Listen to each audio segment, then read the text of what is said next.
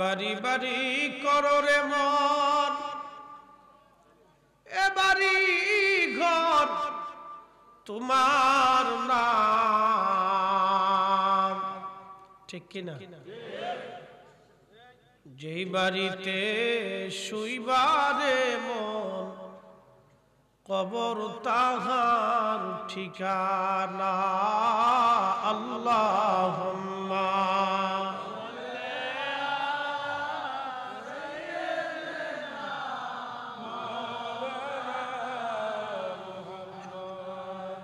ওয়ালা আলি সাইয়্যিদিনা লা ইলাহা জোরে লা ইলাহা লা ইলাহা হাসবি রব্বি জাল্লাল্লাহ মা ফি কলবি গায় আহা নূর মুহাম্মদ লা ইলাহা ইল্লাল্লাহ লা ইলাহা ও লা ইলাহা ও লা ইলাহা লা ইলাহা ইল্লাল্লাহ মুহাম্মাদুর রাসূলুল্লাহ সাল্লাল্লাহু আলাইহি ওয়াসাল্লাম। মালিকের দরবারে শুকর, যে মালিকুল মুলক অত্যন্ত মহব্বত করে, আদর করে, মায়া করে, ভালোবাসা দিয়ে, পছন্দ করে, সব মানুষ থেকে জুদা করে আজকের মাহফিলে আসার এবং বসার সুযোগ করে দিলেন। রব্বে করিমের আলিশান আসমানে আমরা একসাথে শুকরিয়া করে বলি আলহামদুলিল্লাহ। আজকের প্রধান অতিথি আলহাজ মোহাম্মদ মনির হোসেন সাহেব, প্রধান মেহমান আল্লামা আলহাজ মাওলানা তাজুল ইসলাম চাঁদপুরি সাহেব, আজকের প্রধান আকর্ষণ হযরত মাওলানা মুফতি বিলাল হোসেন আনসারী সাহেব, আলহাজ হযরত হাফিজ মাওলানা হাসান সিরাজি সাহেব, হযরত মাওলানা কারি শাহাদাত হোসেন বুলবুলি সাহেব, হাফিজ আব্দুল হাই সাহেব, মাওলানা শফিকুল ইসলাম সাহেব, মাওলানা হেদায়েতুল্লাহ তানভীর সাহেব সহ সকল উলামায়ে আহলে সুন্নাত, বিশেষ অতিথিবৃন্দ, আজকের সম্মানিত সভাপতি আলহাজ মাওলানা মুহাম্মদ তাজুল ইসলাম সাহেব, কুমিল্লা দক্ষিণ জেলার সম্মানিত খেদমত প্রধান, বিশ্ব জাকির মঞ্জিল দরবার শরীফের খাদিম, আমার পীর কেবলা জান হুজুরের একনিষ্ঠ মুরিদ সন্তান যারা আছেন, কলিজার টুকরো যুবক ভাইরা, পর্দানশীল সম্মানিত মা বোনেরা, সকল মুরব্বান ইকরাম, মাইকের আওয়াজ যত দূর পর্যন্ত যাচ্ছে সকলের প্রতি আন্তরিক অভিনন্দন, মোবারকবাদ, শুকর, সুজুদ ওই আল্লাহ পাকের আসমানে, যিনি দয়া ইহসান করে সর্বশ্রেষ্ঠ নবীর উম্মত করে আপনাকে আমাকে কবুল করেছেন।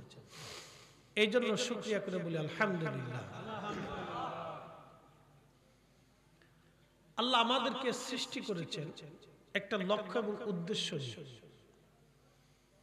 এই সৃষ্টির জন্য আল্লাহ সৃষ্টি করেছেন ওমা খালাকতুল জিন্না ওয়াল ইনসা ইল্লা লিয়াবুদুন। মানুষ এবং জিন এই দুইটা জাতিকে আল্লাহ সৃষ্টি করেছেন তার ইবাদত করার জন্য। আল্লাহ রাব্বুল আলামিন 23 বছরের জীবনে 22,000 বার জিবরাইলের আগমনে আল্লাহর নবীর উপরে কোরআন শরীফ আল্লাহ নাজিল করলেন। 114টি সূরা, 30টি পারা। নবী পাকের 63 বছরের জীবনটা ছিল খুবই চমৎকার, চমকপ্রদ এবং খুবই শিক্ষণীয়। মুহতারাম, আল্লাহ তার ইবাদতকে কয়েক শ্রেণীতে ফিকহি মাসাইল অনুযায়ী ভাগ করা হয়েছে। প্রথম নাম্বার ফরজ, দ্বিতীয় নাম্বার ওয়াজিব, তৃতীয় নম্বর সুন্নতে মুআক্কাদা, চতুর্থ নম্বর সুন্নতে জায়েদা, এরপর একটা মুস্তাহাব আর নওয়াফিল অতিরিক্ত। আমাদের দেশের এক শ্রেণীর মানুষ এই আর নওয়াফিলটাকে বেদাতে ফতোয়া দিয়ে বন্ধ করে দেওয়ার জন্য উঠে পড়ে লাগছে। এই আর নওয়াফিল অতিরিক্ত নফল ইবাদত যেটা বলে, এই নফল ইবাদতটাকে তারা বেদাত ফতোয়া দিয়ে বন্ধ করে দেওয়ার জন্য আপ্রাণ প্রচেষ্টা করতেছে। আমি আপনাদেরকে আজকে নফলের উপরে কিছু আলোচনা শোনাবো ইনশাআল্লাহ, কারণ মাহে রমজান খুবই সমাগত। এই মাহে রমজানে নফল ইবাদতের গুরুত্বটা হলো, আল্লাহর নবী ফরমান অন্য মাসে একটা ফরজ করলে যে পরিমাণে সওয়াব, মাহে রমজানে একটা নফল ইবাদত করলে সেই পরিমাণে সওয়াব। আর একটু জোরে বলি সুবহানাল্লাহ। তাহলে নফল ইবাদতের গুরুত্বটা কি আমরা আগে দিয়েছি না আল্লাহ রাসূল দিয়েছেন? নবী দিয়েছেন। কিন্তু এই নফল ইবাদতটাকে তারা বেদাতের ফতোয়া দিয়ে বন্ধ করে দেওয়ার জন্য উঠে পড়ে লাগছে। মনে রেখে এই নফলটাকে, অতিরিক্ত ইবাদতটাকে বেদাতের ফতোয়া দিচ্ছে, এই ফতোয়া দিয়ে তারা উঠে পড়ে লাগছে।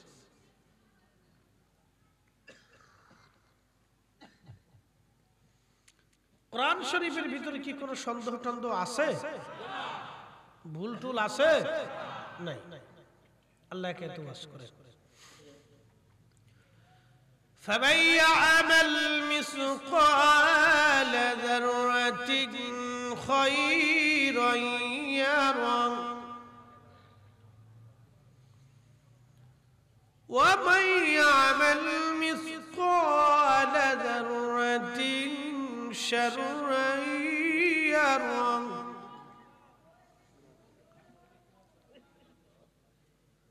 আল্লাহ বলেন আমার বান্দারা অণু পরিমাণ, অণু চিনছেন কিনা? অনুবীক্ষণ যন্ত্র দিয়ে যেটা দেখা হয় এটাকে অণু বলা হয়। এই বিন্দু অণু পরিমাণ নেক যদি তুমি করো, আল্লাহ বলেন তারও বেনিফিট, প্রতিদান আমি আল্লাহ তোমাকে দেখাবো, তোমাকে দিয়ে দিব। আর একটু জোরে। আজকের মাহফিলে আপনারা যারা বসছেন, প্রত্যেক সেকেন্ডে সেকেন্ডে নেকি দেখে যেটা বলে, আজকের মাহফিলে আসা কি ফরজ, ওয়াজিব, সুন্নতে মুআক্কাদা? কোনটাই না। আজকের মাহফিলে বসাটা হলো নফল, অতিরিক্ত।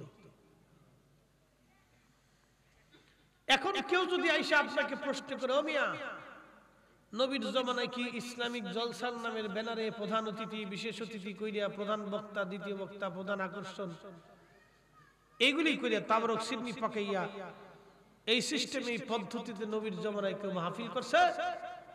কেউ যদি এসে আপনাকে জিজ্ঞেস করে আপনি কি জবাব দেবেন?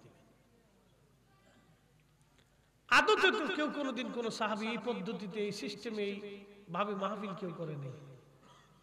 তাহলে উপায় কি? ওদের একটাই যুক্তি যে নবী করে নাই, সাহাবী করে নাই, আমরা করব কেন? কিন্তু ওরা ওই কথাটা বলে না।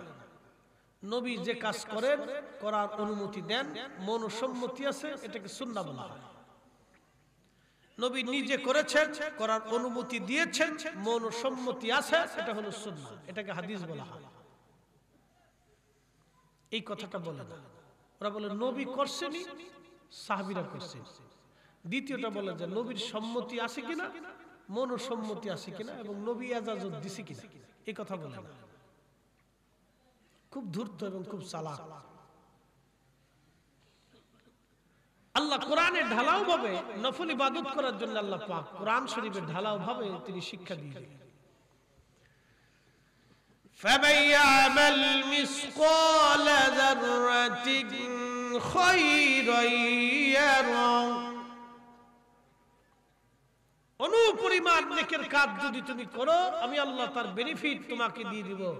এই মাহফিলে যত সময় বসে থাকবেন, তত সময়তে সেকেন্ডে সেকেন্ডে সেকেন্ডে সেকেন্ডে আল্লাহ রাব্বুল আলামিন আপনার আমলনামাতে লিখে রেখে দিচ্ছে। একসাথে বলা যাবে আল্লাহু আকবার। এটা নওয়াফিল অতিরিক্ত, এটার জন্য সাহাবী তালাশ করা লাগবে না। সাহাবীরা করছেনি, তাবিরা করছেনি, নবীজি এরকম ব্যানার ট্যানার দিয়ে পোস্টার মোস্টার লাগিয়ে মাহফিল করছেনি।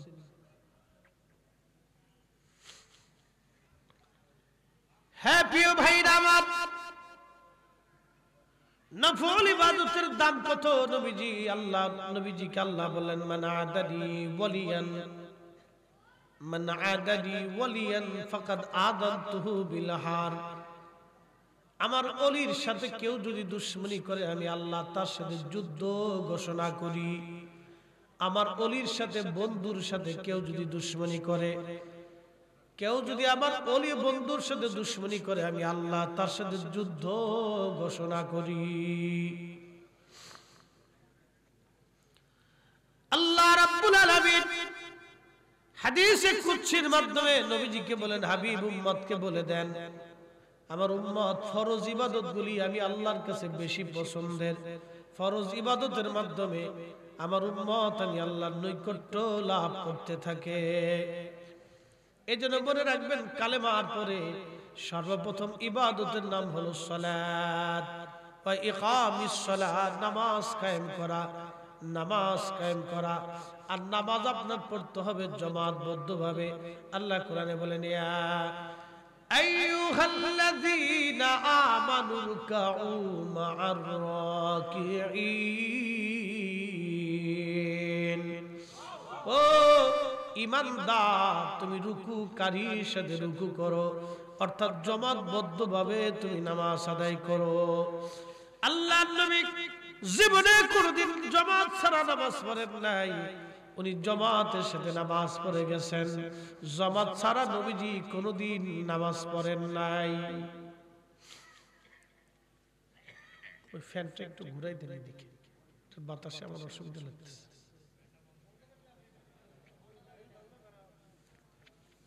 এমনি আজকে একটু ঠান্ডা ঠান্ডা ভাব হয়েছে।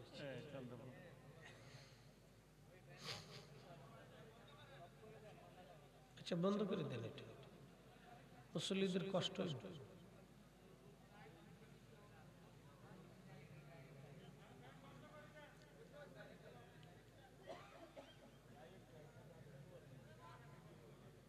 আচ্ছা ঠিক আছে, হবে হবে, আমরা একটু বসে বসে, আমরা একটু বসি, খুব মনোযোগ দিই। এখন আমি এই কয়েকটা কথা বলতেছি, একটু মনোযোগ দিবেন, খুব ইম্পর্টেন্ট কথা। বান্দা যখন ফরজ ইবাদত করে তখন আল্লাহর সাথে বান্দার মুহাব্বত বাড়ে না কমে? বাড়ে। আল্লাহর নবী বললেন, ও বান্দা, আল্লাহ পাক বলেন, হাবিব আপনার উম্মতকে বলে দেন, বান্দা যখন ফরজ ইবাদত করার পরে নফল ইবাদত করে আর নওয়াফিল, এই অতিরিক্ত ইবাদতের মাধ্যমে আল্লাহর সাথে বান্দার আর একটা গভীর সম্পর্ক হতে থাকে। এই গভীর সম্পর্কটা এত দূর পর্যন্ত করায় যায়, বান্দার দুইটা চোখ আল্লাহর চোখ হয়ে যায়, বান্দার জবান আল্লাহর জবান হয়ে যায়, বান্দার হাত আল্লাহর হাত হয়, বান্দার পা আল্লাহর পা হয়ে যায়, বান্দার চোখ আল্লাহর চোখ হয়, বান্দার কান আল্লাহর কান হয়ে যায়। একবার জোরে বলা যাবে আল্লাহু আকবার। কোন ইবাদত? নফল। জোরে বলেন, কোন ইবাদত? নফল। মনোযোগ দিয়ে। ওরা বলবে নবী করছেনি, সাহাবীরা করছেনি। আমাদের মাযহাবের ইমাম আবু হানিফা রাহমাতুল্লাহ আলাইহি, ওনার উস্তাদের নাম ইমাম ইব্রাহিম নখী, তিনার উস্তাদের নাম হযরতে আব্দুল্লাহ ইবনে মাসউদ, তিনার উস্তাদের নাম রাহমাতুল লিল আলামিন, তিনার উস্তাদের নাম রব্বুল আলামিন। আল্লাহর ছাত্র নবী, নবীর ছাত্র ইবনে মাসউদ, ইবনে মাসউদের ছাত্র হযরত আব্দুল্লাহ ইবনে মাসউদের ছাত্র ইব্রাহিম নখী, ইব্রাহিম নখীর ছাত্র ইমামুল আযম আবু হানিফা রাহমাতুল্লাহ আলাইহি। ইমাম আযম আবু হানিফা রাহমাতুল্লাহ আলাইহি, ইমাম আযম আবু হানিফা রাহমাতুল্লাহ আলাইহি এশার যদি একটা না 40 বছর ফজরের নামাজ পড়েছেন, একসাথে বলবেন সুবহানাল্লাহ। অ্যাটেনশন, আমি আগে বলছি এটা গুরুত্বপূর্ণ কথা, আপনারা বুঝাইতেছি। এরা খালি খায় বেদাত বেদাত বেদাত, নবী করে নাই, সাহাবী করে নাই, আমরা করতাম না, এই কথা বলে। মনোযোগ দিয়ে, ইমাম আজম আবু হানিফা রাহমাতুল্লাহ আলাইহি এশার ওযু দিয়ে এশা পড়তেন। এশা পড়ার পরে মসজিদে বসে যেতেন, বসে যে উনি তাসবিহ তাহলিল ইবাদতে রাত কাটাইতে থাকতেন। 2 রাকাত নামাজে 1 খতম কোরআন শরীফ তেলাওয়াত করতেন। না হয় না, আরো জোরে। কয় রাকাত নামাজে? 2 রাকাত নামাজে। প্রথম রাকাতে 15 পড়া, দ্বিতীয় রাকাতে 15 পড়া, কোরআন খতম দিতেন। বুঝলে? এরপরে ওই ওযু দিয়ে উনি সারা রাত নামাজ পড়তেন, ইবাদত করতেন, জিকিরে ফিকিরে ইবাদতে কাটাইয়া তাহাজ্জুদ পড়তেন, ফজরের নামাজ পড়তেন।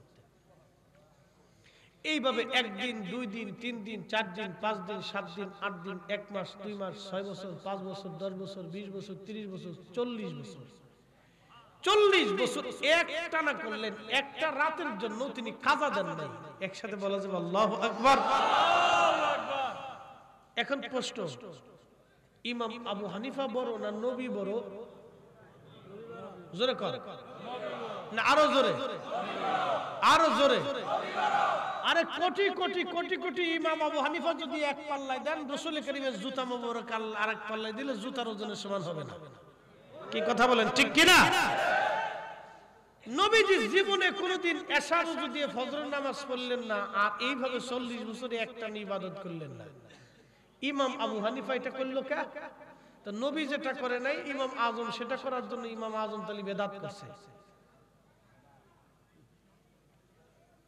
আর এই বেদাত করার জন্য আল্লাহ তারে 99 বার স্বপ্নে আল্লাহ তার সাথে সাক্ষাৎ করছে। বেদাত করছে? জোরে বলেন, বেদাত করছে না নফল করছে? বেদাত করছে না নফল করছে? এখন কেউ যদি নবী করে না, সাহাবী করে না, উনি করলো কে? তাহলে উনি বেদাত করছে। দেখছেন, বুঝেছেন? আমরা মিলাদ শরীফ পড়লে অনেক ভাইদের শরীরে খালি জ্বলে।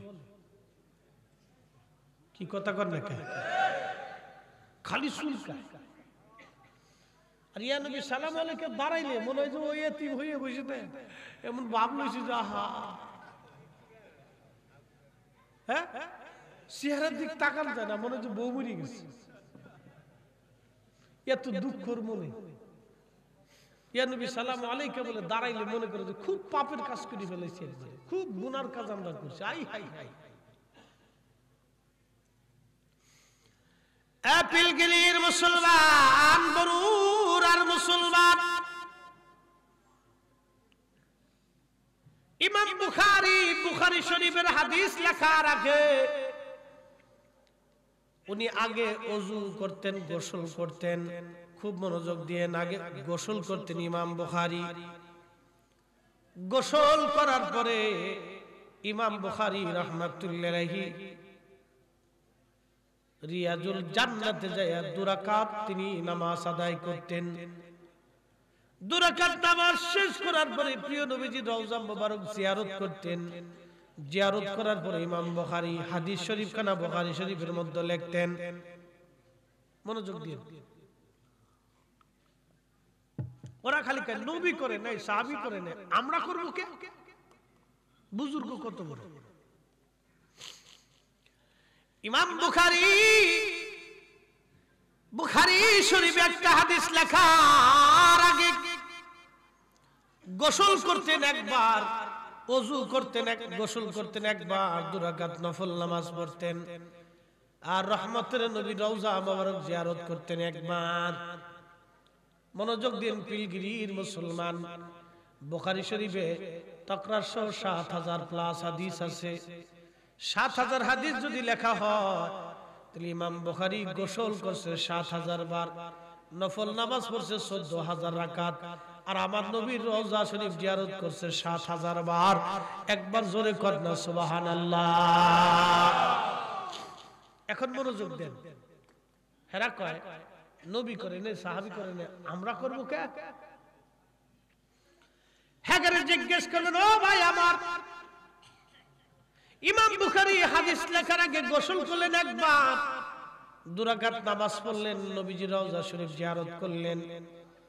যে কাজ কোন সাহাবী করে নাই, তাবিঈ করে নাই, তাবে তাবিন করে নাই, খোলাফায়ে রাশিদিন করে নাই, আশারে মুবাশশারা করে নাই, আহলে বায়ত করে নাই, পৃথিবীর বিখ্যাত বড় বড় ইমাম মুহাদ্দিসরা কবরে ঘুমায় গেল, কোন সাহাবী মুহাদ্দিস সাহাবী দুনিয়ার মধ্যে বহু জিন্দা ছিল, কোন মুহাদ্দিস সাহাবী হাদিস লেখার আগে কোনদিন গোসল করে নাই, নবীর রওজা জিয়ারত করে নাই, কোন মুহাদ্দিস সাহাবী হাদিস বলার আগে আমার নবীর রওজা মুবারক জিয়ারত করে নাই। তাহলে সাহাবী করলো না, তাবিঈ করলো না, ইমাম বুখারী কাজ করলো। তার মানে সাহাবী না করার কারণে ইমাম বুখারী বেদাতি। জোরে কর, বেদাতি। ইমাম বুখারী এটা কি বেদাত না নফল? জোরে কর, বেদাত না নফল? নফল। ইমাম বুখারীর জন্য এটা ফরজ, ওয়াজিব, সুন্নাহ কিছুই ছিল না, এটা নফল। বুখারী শরীফে হাদিস লেখার আগে ইমাম বুখারী গোসল করলেন একবার, রওজা শরীফ জিয়ারত করলেন একবার। টোটাল বুখারী শরীফ লিখতে ওনার গোসল হয়েছে ৭০০০ বার, ও রওজা শরীফ জিয়ারত হয়েছে ৭০০০ বার, নফল নামাজ হয়েছে ১৪০০০ রাকাত। বেদাত না নফল? কে বেদাত ছিল না? কোন সাহাবী যে কাজ করে না উনি সে কাজ করলো, কে? এটা বেদাত হওয়ার কথা, কিন্তু এটা নফল। কেন? আল্লাহ সূত্র দিয়ে দিয়েছেন, فَمَن يَعْمَلْ مِثْقَالَ ذَرَّةٍ خَيْرًا يَرَهُ। আল্লাহ ডেকে বলেন, এ বান্দা, তুমি যদি অতিরিক্ত নফল ইবাদত করো, কোন নেকের কাজ যদি তুমি করো, প্রতিদান আমি আল্লাহ তোমারে দিয়ে দিব, প্রতিদান আমি আল্লাহ তোমারে দিয়ে দিব।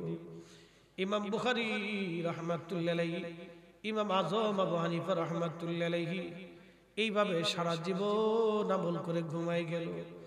ও মুসলমান, ওনাদেরকে আল্লাহ কি প্রতিদান দিয়েছিল জানেননি? প্রতিদান কি দিয়েছিল জানেননি? ইমাম আযমকে আল্লাহ প্রতিদান দিলেন নফল ইবাদত করার জন্য। ৯৯ বার আল্লাহর সাথে সবচেয়ে কথা বললেন। আর ইমাম বুখারীর আল্লাহ প্রতিদান দিলেন, ওনার কবরস্থ করার পরে ১৬ বছর পর্যন্ত ইমাম বুখারীর রওজা শরীফ থেকে মাটির ভিতর থেকে জান্নাতের ঘেরান আসতো। চিৎকার মেরে বলেন আল্লাহু আকবার। নফল না বেদাত? জোরে বলেন, নফল না বেদাত? নফল। এগুলো বন্ধ করে দিতে চাইছে, ফতোয়া দিয়ে বেদাত বেদাত বেদাত বেদাত বেদাত বেদাত বেদাত করিয়া বন্ধ করতেছে। এ বাবা মুসলমান, মালিকি মাযহাবের ইমাম ইমাম মালিক রাহমাতুল্লাহি আলাইহি ৮০ বছর ধরে মদিনাতে রইলেন। ৮০ বছরে জীবনে কোনদিন জুতা পায়দেন নাই। ৮০ বছরে জুতা পায়দেন নাই। কোনদিন মদিনার সীমানার ভিতরে থুতু নিক্ষেপ করেন নাই। কোনদিন ইমাম মালিক রাহমাতুল্লাহি আলাইহি মদিনার হাউদের মধ্যে পায়খানা পেশাব কোনদিন করেন নাই। লোকেরা জিজ্ঞেস করলো, হুজুর, মদিনার সীমানার ভিতরে কোনদিন আপনি পেশাব করলেন না, পায়খানা করলেন না, কোনদিন আপনি জুতা পরলেন না, কারণ কি? ইমাম মালিক রাহমাতুল্লাহি আলাইহি বললেন, দুনিয়ার মানুষে বলো আমি কি করে মদিনার সীমানার ভিতরে পায়খানা প্রস্রাব করব, যে মাটির মধ্যে রাহমাতুল লিল আলামিন ঘুমায়, এই মাটির উপরে আমি কি করে পায়খানা পেশাব করতে পারি, জুতা স্যান্ডেল পায়ে দিতে পারি? খালি পায়ে হাঁটে হেঁটে পায়ের মধ্যে ফুসকা পড়ে যাইতো, ঘা হয়ে যাইতো। ইমাম মালিক তারপরে জুতা কোনোদিন পরেন নাই। আহা, আমার আল্লাহর নবী খুশি হয়ে তার সাথে একবার না দুইবার না 100 বার নবীজি স্বপ্নে তার সাথে কথা বলে গেছে। একবার জোরে বলা যাবে কি ইয়া রাসূলুল্লাহ? এবার বলেন নবী আছে না নাই? এখন প্রশ্ন করি, জবাব দিবেন। 10,000 সাহাবী মদিনাতে রইল, জীবনে কোনদিন খালি পায়ে হাঁটলো না। 10,000 সাহাবী মদিনায় ঘুমাইলো, মদিনার বাহিরে পায়খানা পেশাব করলো না। ইমাম মালিক এই কাজ কেন করলো? সাহাবী যে কাজ করে নাই সে কাজ না করলে যদি বেদাত হয়ে যায়, তাহলে বলে যাও ইমাম মালিক তো 1 নাম্বার বেদাতি। আর এই বেদাতির সঙ্গে আমার আর নবীজি 90-100 বারের মতো স্বপ্ন দেখা দিয়েছেন। এর অর্থ হলো ইমাম মালিক বেদাত করে নাই, বেদাত করে নাই, বেদাত করে নাই। তিনি ইশকে রাসূলের পরিচয় দেওয়ার কারণে আমার নবী তার উপরে রাজি এবং খুশি হয়ে গেছে। কথা বলেন ঠিক কিনা? যার কারণে গত সৃজন রে দেখো, চন্দ্র সূর্য তারা শূন্য ভরে, আসে অচল নিশ চলে ধরা ধরে, নবী পদ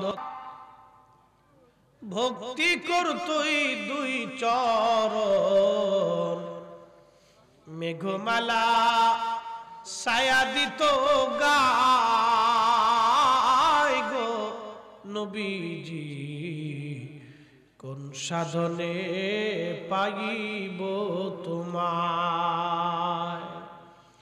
কাঙ্গালেরে দেখা দিবেননি গো নবীজি, গোলামেরে দেখা দিবেননি। আল্লাহ আল্লাহ আল্লাহ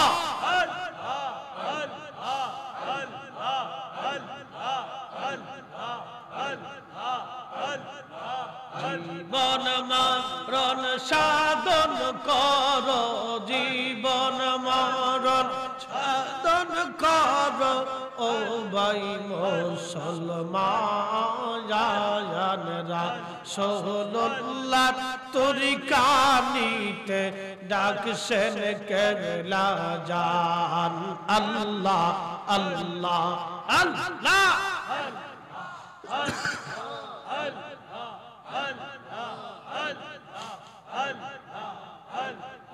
হেলা করে হারা ইলে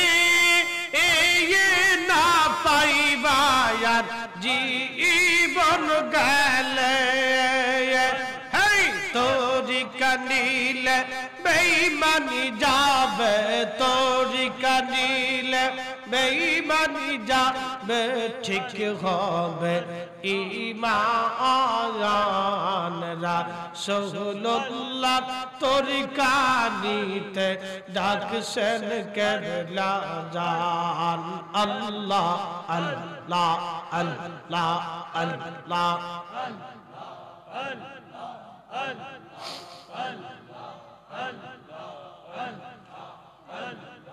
জীবন মরণ সাধন কর, জীবন মরণ সাধন কর, ও ভাই মুসলমান রাসূলুল্লাহ তরিকা নিতে ডাকছেন কেবলা জান। আল্লাহ আল্লাহ আল্লাহ আল্লাহ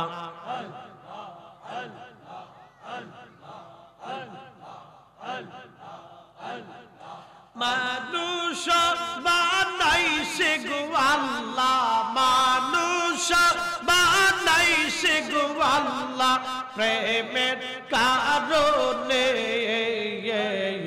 প্রেমের ডোরে বান্দরে মদিনার শহরে আল্লাহ আল্লাহ আল্লাহ আল্লাহ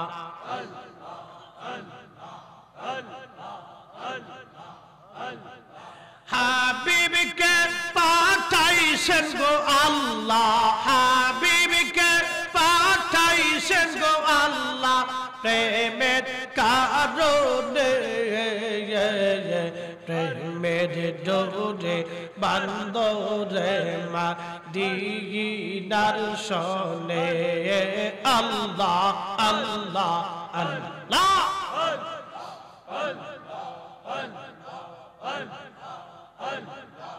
আল্লাহ বানাইলেন আসমান জমিন আর বানাইছেন রাত আর দিন হাবিবকে পাঠাইছেন গো আল্লাহ হাবিবকে পাঠাইছেন গো আল্লাহ প্রেমের কারণে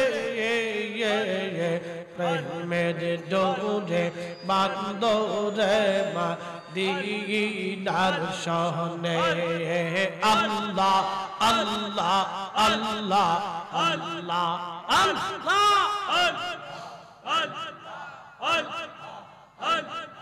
মানুষ বানাইছেন গো আল্লাহ হাবিবকে পাঠাইছেন গো আল্লাহ আদমকে বানাইছেন গো আল্লাহ প্রেমের কারণে প্রেমের ডোরে বান্দরে মদিনার শহরে আল্লাহ আল্লাহ আল্লাহ আল্লাহ আল্লাহ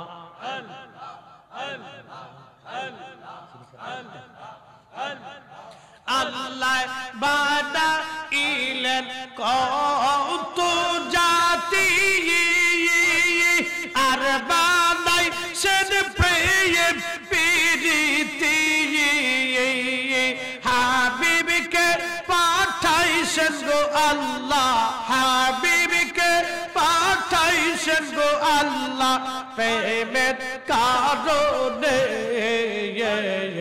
প্রেমের ডোরে বান্দরে মদিনার শহরে আল্লাহ আল্লাহ আল্লাহ আল্লাহ আল্লাহ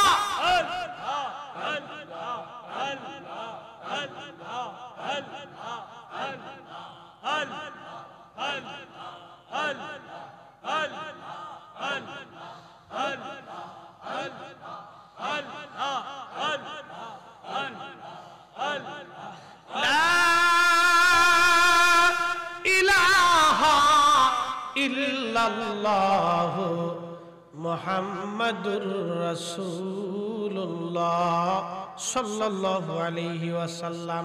এই যে আমরা জিকির করলাম গুনাহ না সওয়াব? প্রত্যেক আল্লাহ আল্লাহ শব্দে নেকি হয়েছে, এটার নাম নফল অতিরিক্ত। কি কথা বলেন, ঠিক কিনা? এটার নাম নফল অতিরিক্ত। এখন কেউ যদি বলে এইভাবে নবীজি জোরে জোরে জিকির করছেনি, দলবদ্ধভাবে জিকির করছেনি, সাহাবীরা করছেনি, বাজানো এইভাবে বইলা বইলা আজকে ইবাদত থেকে ছোট খাটো করার বুদ্ধি চলতেছে, নফল ইবাদত থেকে মুসলমানদেরকে জুদা করার বুদ্ধি চলতেছে।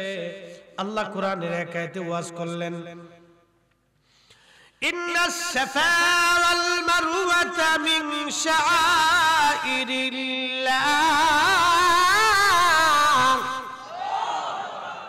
কোরআন শরীফ ভালো লাগে? আমি কোরআন থেকে দলিল দিয়ে যাচ্ছি।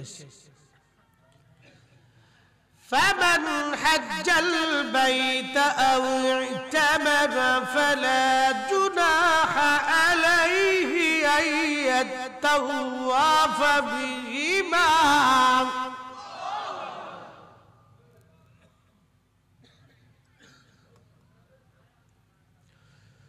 ومن تطوع خيرا فإن الله شاكر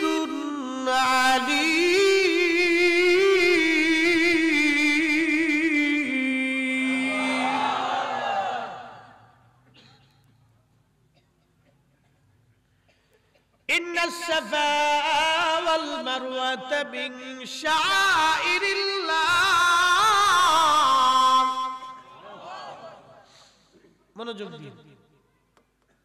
আল্লাহ বলেন নিশ্চয়ই সাফা এবং মারওয়া আমি আল্লাহ পাকের নিদর্শনাবলীর মধ্যে একটা নিদর্শন। ফামান হাজ্জাল বাইতা আও ইতামারা ফালা জুনাহা আলাইহি আইয়াতাওয়াফা বিহিমা। আমার কোন বান্দা যদি এই সাফা মারওয়া হজে অথবা উমরা করার জন্য আসে, আমার কোন বান্দা যদি হজ উমরা করার জন্য যায়, তাহলে আমার বান্দারা যেন সাফা মারওয়া পাহাড় সাই করে, দৌড়াদৌড়ি করে, তাওয়াফ করে। তাতাওয়া খায়রান ফাইন্নাল্লাহা শাকিরুন আলিম। আর কেউ যদি অতিরিক্ত কিছু করে, অর্থাৎ অতিরিক্ত ইবাদত যদি কেউ কিছু করে, তাহলে আমার আল্লাহ গুণগ্রাহী, আমার আল্লাহ সর্বজ্ঞ। একবার জোরে বলা যাবে কি মারহাবা। কোরআন বলতেছে ওমান তাতাওয়া খায়রান, কেউ যদি অতিরিক্ত আমল করে। এই যে আমরা জিকির করলাম অতিরিক্ত আমল, কষ্ট হচ্ছে আপনাদের? একটু বুঝাই দিয়ে যাই। আমাদের দেশে মিলাদ, এটা নিয়ে খুব ঝগড়া। আমি বেশি দলিল দেব না, আপনার একবারে কাল পর্যন্ত দুটো কথা বুঝাই দিয়ে যাই, মনোযোগ দেন। মিলাদে কয় ধরনের, কয় সিস্টেমে নেকি হয় দেখেন। এক নম্বর নেকি হলো দাওয়াত। এক মুসলমান আর এক মুসলমানকে দাওয়াত দেওয়া, এটা কি আমাদের তরিকা না নবীর তরিকা? এক মুসলমান আর এক মুসলমানকে দাওয়াত দিবেন, এক মুসলমান আর এক মুসলমানকে দাওয়াত দেওয়া সুন্নাহ। আপনি দাওয়াত দিলেন এক মুসলমান আর এক মুসলমানকে, বাড়িতে মিলাদ শুরু হবে, ইমাম সাহেব হুজুর আসছে, কোরআন তেলাওয়াত শুরু করলো। আচ্ছা আপনারা বলেন, আমি ওয়াজের মাঝখানে যে কোরআন তেলাওয়াত করছি, প্রত্যেক হরফে কয় নেকি? না জোরে বলেন কয়? প্রত্যেক হরফে 10 নেকি। হরফে হরফে 10 নেকি। মনোযোগ দেন। তাহলে মিলাদের প্রথম নেকি হলো দাওয়াত, 2 নম্বর নেকি হলো কোরআন তেলাওয়াত, 3 নম্বর নেকি দুরূদ শরীফ। আল্লাহর নবীর দুরূদ একবার পড়লে 10টা নেকি হয়, 10টা গুনাহ মাফ হয়, 10টা বার আমার আল্লাহ রহমতের নজরে তাকায়। তাহলে 3 পদ্ধতি হলো দুরূদের মাধ্যমে। এরপরে জিকির শুরু হয়, লা ইলাহা ইল্লাল্লাহ, আল্লাহ আল্লাহ, সুবহানাল্লাহ, আলহামদুলিল্লাহ। পরের প্রত্যেকটা জিকিরের ভিতরে সওয়াব আছে না নাই? তাহলে 4 পদ্ধতিতে জিকির শুরু হলো, দুরূদ সওয়াব হলো। এরপরে চতুর্থ পদ্ধতিতে নেকি হলো। এরপরে আরেকটা পদ্ধতি আছে, এই পদ্ধতির নাম হলো দোয়া। পদ্ধতির নাম কি? দোয়া। আল্লাহ বলেন ফাযকুরুনি আযকুরুকুম ওয়াশকুরুলি ওয়ালা তাকফুরুন। আল্লাহ বলেন ফাযকুরুনি, আমাকে স্মরণ করো। কাকে? যারা বলি কারে? আল্লাহকে স্মরণ করার হুকুম কি আমার উপরে একা না সবার উপরে? ফাযকুরুনি, জিকির করো কার? শুধু কি আমার উপরে না সবার উপরে? তাহলে আমি যদি জিকির করি আপনারা বসে থাকবেন, আপনারা করলে আমি বসে থাকবো? হুকুম সবার উপরে। এই জন্য একা একা জিকির করার চাইতে দলবদ্ধভাবে করা ভালো। একা একা দোয়া করার চাইতে জামাতের সাথে দোয়া করা ভালো। একা একা নামাজের চাইতে জামাতের সাথে নামাজ পড়া ভালো। জোরে বলা যাবে মারহাবা। দোয়া কার জিকির? তাহলে 5 নম্বর পদ্ধতিতে আমরা নেকি পাইতেছি মিলাদ শরীফে। 5 নম্বরে মিলাদ শরীফে 5 পদ্ধতিতে নেকি পাচ্ছি। আরেকটা নেকি আছে, এটা খাওন দাও। জিলাপি দিলে ওরা কয় জিলাপির লেগে মিলাদে গেছে। আচ্ছা আপনাদেরকে একটা প্রশ্ন করি, জবাব দিবেন তো?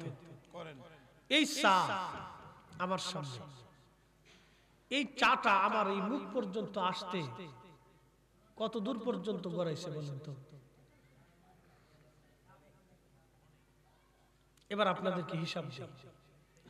এই চাটা তৈরি হয়েছে, গাছ ছিল সিলেটে। সিলেটে শ্রীমঙ্গলে বেশি পাওয়া যায়। সিলেট শ্রীমঙ্গলে একটা কোম্পানি গাছের আবাদ করছে। সেখান থেকে শ্রমিকরা চা পাতা ছিঁড়ছে। ছিঁড়ার পরে এটা গাড়িতে করে মেশিনের কাছে আসছে। মেশিন এটাকে রিফাইন করছে, রিফাইন করে প্যাকেটজাত করছে।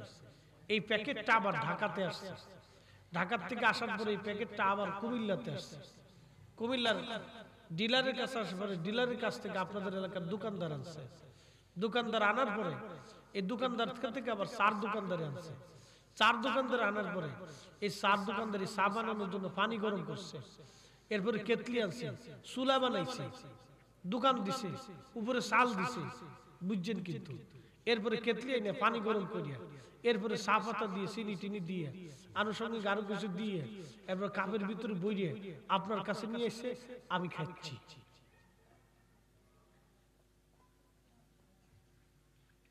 রিজিক কার? বরাদ্দ করে কে? হয়নি? আরো জোরে, আরো জোরে। কিন্তু তারপরে মানুষ সুদের কারবারি করে, ঘুষ খায়। আজকে যে এক বেডি বোরকা মুড়ি দিয়ে ফলাওয়ার গেছিল ঢাকার থেকে, চিত্রনায়িকা নাচানাচি করে আমার দেশের বহু যুবকের এই লালায়িত করছে, বহু যুবকের চরিত্র নষ্ট করছে। হাফ লেডিস কি বলে হাফ প্যান্ট পরে নাইছে নাইছে আমার দেশের বহু যুবকের লালায়িত করে আজকে বোরকা পরে ফলাওয়ার গেছে। এদের মামলা হলো কোটি কোটি টাকা মানুষের কাছ থেকে হাতাই লুয়ে গেছে। বুঝতে পারছেন? বাংলাদেশের চোরেদের ভিতরে 1 নম্বর চোর, কোটি কোটি টাকা হাতাইছে। মুসলমান মনোযোগ দিয়ে শুনিয়া যান বাবাজি, মাইকের আওয়াজ যত দূরে যায় ওরা বলবে জিলাফির পাগল। আল্লাহর নবী বলেন, উম্মত একটা খেজুর দিয়ে খাওয়াইয়া হলো তুমি জাহান্নাম থেকে বাঁচার চেষ্টা করো। তোমার একজন ভাইকে একটা খেজুর খাওয়া হলো জাহান্নাম থেকে বাঁচার চেষ্টা করো। বাজান এই জন্য আল্লাহ বলেন, আল্লাহ রাব্বুল আলামিন কোরআন শরীফে কত চমৎকার আমার আল্লাহ বললেন, ওয়ামান তাতাওয়া খায়রান ফাইন্নাল্লাহা শাকিরুন আলিম। যদি স্বেচ্ছায় তুমি ভালো কাজ করো আল্লাহ গুণগ্রহী, তোমার এই কাজকে আমার আল্লাহ কবুল করে নিবে। একবার জোরে বলা যাবে কি মারহাবা? জিলাফি কার রিজিক? জোরে বলেন, জোরে জোরে জোরে। ও জিলাফি আল্লাহর রিজিক। কোন রিজিককে ছোট করে দেখার সুযোগ নাই। এই পানি না পায়া বহু মানুষ মারা গেছে, বহু ধনী পানি না খেয়ে মারা গেছে। সমুদ্রে ডুবে যারা মারা গেল, বাজান রে সমুদ্রের কত পানি কিন্তু পানি খাইতে পারে নাই। সমুদ্রে কত পানি কিন্তু পানি খাইতে পারে নাই। বলে হুজুর কারণ কি? সমুদ্রের পানি লোনা, এই পানি খাওয়া যায় না, খাওয়ার অনুপযোগী পানি, এটা খাওয়া যায় না, এটা অনুপযোগী পানি, এটা উপযোগী পানি। এই রিজিকটা আমার আল্লাহর, আল্লাহ পাক বরাদ্দ করেন। আল্লাহ বললেন, ওয়াতারযুকু মান তাশাউ বিগাইরি হিসাব।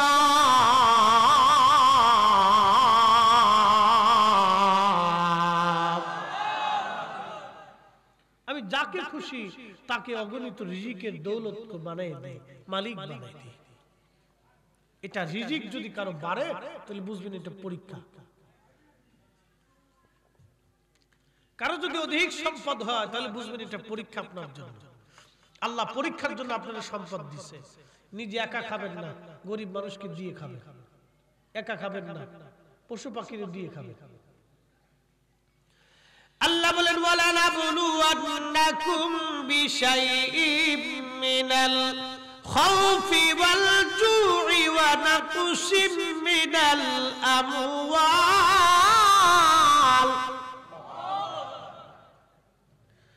আল্লাহ বলেন, বান্দা তোমাকে পরীক্ষা করব। ফরিদি সাহেব অনেক সুন্দর কণ্ঠ, আল্লাহর পক্ষ থেকে পরীক্ষা। আপনার চেহারা সুন্দর, আল্লাহর পক্ষ থেকে পরীক্ষা। অনেক জমির মালিক হয়েছেন, আল্লাহর পক্ষ থেকে পরীক্ষা। অনেক সম্পদ হয়েছে, আল্লাহর পক্ষ থেকে পরীক্ষা। কারণ কি? আল্লাহ পরীক্ষা করবেন, পরীক্ষা করবেন আমার আল্লাহ। আল্লাযী খালাকাল মাউতা ওয়াল হায়াতা লিয়াবলুয়াকুম। আল্লাহ বলেন হায়াত মউত তোমাকে দিলাম পরীক্ষা করার জন্য, পরীক্ষা করার জন্য। তুমি পরীক্ষায় পাস করবা কিনা আমি আল্লাহ সেই জন্য তোমার হায়াত মউত দিয়ে দিলাম। বড়ুরার মুসলমান, মাইকের আওয়াজ যত দূরে যায় কথাগুলি শোনার চেষ্টা করবেন বাপ।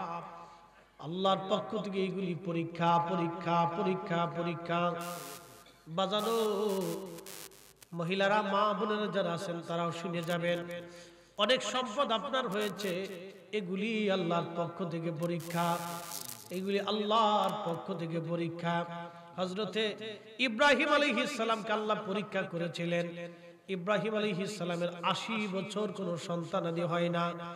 হযরত সারা আলাইহিস সালাম বললেন, ওগো স্বামী আমার, আল্লাহর খলিল 80 বছর পার হয়ে গেল, আল্লাহ কোনো সন্তান দিল না।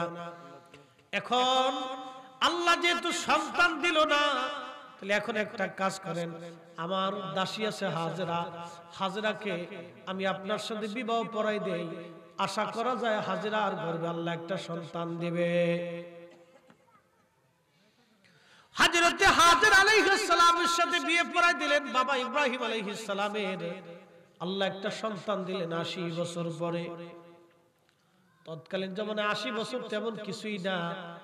হযরত আম্মার রাদিয়াল্লাহু আনহু যেদিন শহীদ হন, সেদিন ওনার 93 বছর বয়স ছিল। 92 বছর বয়স ওই জমানার মানুষ যুদ্ধ করত।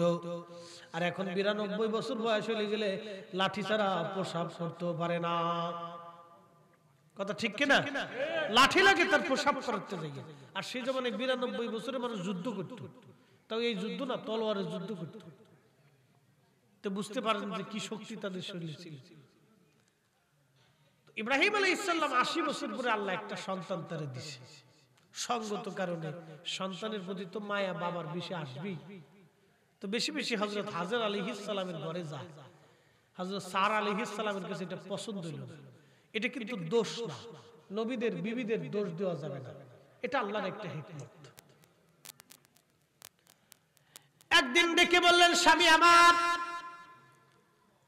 আপনার স্ত্রী হাজরাকে এবং আপনার ছেলে ইসমাইলকে আপনি বনবাসে দিয়ে আসেন, নির্জন নিবৃতে দিয়ে আসেন। আপনি আমার থেকে তাকে অনেক দূরে সরাই নিয়ে যান। ইব্রাহিম আলাইহিস সালাম ডাক দিয়ে বলেন, বিবিরে, সিদ্ধান্ত তুমি দিলে হবে না, আমি তো আল্লাহ কর্তৃক নিয়ন্ত্রিত। আমার মালিক যদি হুকুম দেয় তো আমি নিয়ে যাব, হুকুম না দিলে কিন্তু আমি নেব না। ইব্রাহিম আলাইহিস সালামকে আল্লাহ ডাক দিয়ে বলেন, ইব্রাহিম, তুমি তোমার সন্তান এবং বিবিকে নিয়ে তুমি চলে যাও ওই যেখানে নির্জন নিবৃতে, একেবারে নির্জন নিবৃতে চলে যাও।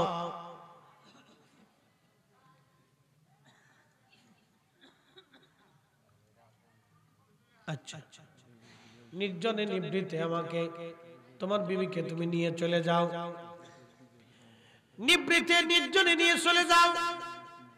হযরত ইব্রাহিম আলাইহিস সালাম নিজের স্ত্রী হাজরাকে এবং হযরত ইসমাইল আলাইহিস সালামকে নিয়ে রওনা হলেন। আল্লাহ হুকুম দিলেন, নিয়ে রওনা দিলেন। একটু উটের পিঠে চড়ে রওনা হয়ে গেলেন। কিছু খেজুর আর পানি দিয়ে আল্লাহর খলিলের বিবিকে দিয়ে নিয়ে আসা হলো। বর্তমান মক্কা, নাম ছিল আগে মক্কা, এখন নাম মক্কা, আগে নাম ছিল বাক্কা। এই বাক্কা ঘরের কাছে নিয়ে আসা হলো। একেবারে নির্জন নিবৃত্তি, কোনো কিছুই নাই এখানে, একেবারে নীরব নিস্তব্ধ। গাছ তরুলতা পাতা কিছুই নাই, মানব দানব পশু পাখিও কিছুই নাই। একটা মাত্র গাছ ছিল। এই গাছের নিচে বসে ইব্রাহিম আলাইহিস সালাম রওনা করলেন। যখন রওনা করলেন তখন আম্মাজান হাজরা আলাইহিস সালাম পিছন দিক থেকে জুব্বা টেনে ধরলেন। জুব্বা টান দিয়ে বললেন, স্বামী আমার, আপনি কি আপনার নিজের হুকুমে নিয়ে যাচ্ছেন, আমাকে রেখে যাচ্ছেন, না আল্লাহর হুকুমে রেখে যাচ্ছেন? হযরত ইব্রাহিম আলাইহিস সালাম ডাক দিয়ে বলেন, বিবি রে, আমি আমার হুকুমে রেখে যাচ্ছি না, আমি আমার ইচ্ছায় রাখছি না তোমাকে, আমি আমার মালিক আল্লাহর ইচ্ছায় তোমাদেরকে রেখে যাচ্ছি। তখন হযরত হাজেরা ডাক দিয়ে বলেন, স্বামী আমার, তাহলে আমার চিন্তা করা লাগবে না, কারণ আল্লাহর বিধানে যদি আপনি রেখে যান তাহলে আমার কোনো চিন্তা নাই, আমার আল্লাহ আমার জন্য যথেষ্ট হবে, আমার আল্লাহ খাবার পানি আমার জন্য ব্যবস্থা করবে। একবার জোরে বলা যাবে আল্লাহু আকবার। আল্লাহ বলেন, হাসবুনাল্লাহু নি'মাল ওয়াকিল, নি'মাল মাওলা ওয়া নি'মান নাসির। আল্লাহ ডাক দিয়ে বলেন, ও আমার বান্দা, তুমি আমার উপরে যদি ভরসা করো, আমি আল্লাহ যথেষ্ট হয়ে যাব তোমার। তুমি আমি আল্লাহর উপর ভরসা করো, আমি আল্লাহ তোমার জন্য যথেষ্ট হব। হাজরা আলাইহিস সালাম সন্তানকে নিয়ে রইছেন, ইব্রাহিম আলাইহিস সালাম চলে আসছে বহু দূর, দূর থেকে আর ইসমাইলকে দেখা যায় না, কিন্তু সন্তান তো 80 বছর পরে আল্লাহ একটা সন্তান দিছে, নির্জনে নিভৃতে কলিজার টুকরা সন্তানকে রেখে যাচ্ছে। ইব্রাহিম আলাইহিস সালামের কলিজা ফেটে আসতেছে, কিন্তু হুকুম তো আমার আল্লাহর, বিধান তো আমার আল্লাহর, ফয়সালা আমার আল্লাহর, কিছুই করার নাই। আমার আল্লাহর ফয়সালা ছিল এটা, আমার আল্লাহর ফয়সালা ছিল এটা, আল্লাহর ফয়সালা ছিল এটা। ও মুসলমান, আমার উম্মতরা শহীদ করে দিবে। আহা, কি করুন কথাগুলি। হযরত আলী রাদিয়াল্লাহু আনহু সিফফিনের যুদ্ধে যাইতেছিলেন সেনাবাহিনী নিয়ে। বর্তমান কারবালা, এই কারবালাতে এক ধরনের গাছ ছিল, গাছের নাম হামজাল গাছ। হযরত আলী রাদিয়াল্লাহু আনহু হামজাল গাছ নিয়ে যাচ্ছিলেন। তিনি হযরত আলী কারবালার পাশ দিয়ে তিনি যাচ্ছিলেন, এই হামজাল গাছ, গাছের পাশে তিনি দাঁড়ায় গেলেন, ঘোড়া থামাইলেন। দাঁড়ায় হযরত আলী রাদিয়াল্লাহু আনহু জায়নামাজ বিছায় 2 রাকাত নামাজ পড়লেন। নামাজ শেষ করার পরে হযরত আলী রাদিয়াল্লাহু আনহু খোদার দরবারে হাত তুলে দোয়া করতে লাগলেন। ও নবীর উম্মত, খুব মনোযোগ দিয়ে কথাগুলি শুনে যান। হাত তুলে তুলে হযরত আলী রাদিয়াল্লাহু আনহু দোয়া করেন। ঠিক এমন সময় হযরত সাহাবায়ে কেরাম জিজ্ঞেস করলেন, ইয়া আমিরুল মুমিনিন, এই গাছের পাশে আপনি নামাজ পড়লেন কেন, এইখানে আপনি দোয়া করলেন কেন, কারণ কি? হযরত আলী রাদিয়াল্লাহু আনহু কেঁদে ফেললেন, ও নবীর উম্মতেরা রে, আমি আমার রাসূলের পবিত্র জবান থেকে শুনেছি, আমার হুসাইন এই হামজাল গাছের পাশে এই কারবালার ময়দানে আমার হুসাইন শহীদ হয়ে যাবে। নির্মমভাবে আমার হুসাইনকে শহীদ করা হবে। আমি আমার নবীর জবান থেকে শুনেছি, সেই হামজাল গাছ, এইখানে আমার হুসাইন শহীদ হবে। আহা, ও আমার নবীর উম্মতেরা, তোমাদেরকে বলে যাচ্ছি, আমি আমার রাসূলের পবিত্র জবান থেকে শুনেছি, নবীর পবিত্র জবান থেকে আমি জেনেছি, শুনেছি। কি শুনছেন ইয়া আমিরুল মুমিনিন? আল্লাহর নবী কেঁদে কেঁদে বলেছিলেন, উম্মতেরা রে, আমার নবী সাহাবীদের শাহাদাতের পরে এই জমিনের সবচাইতে দামি শহীদ যারা হবে তারা হলো কারবালার ময়দানের শহীদ। একবার জোরে বলা যাবে আল্লাহু আকবার। বাজানো, আল্লাহর নবীজি কেঁদেছিলেন। ইব্রাহিম আলাইহিস সালাম সন্তানকে দিয়ে এসেছিলেন নিব্রতে আর নির্জনে।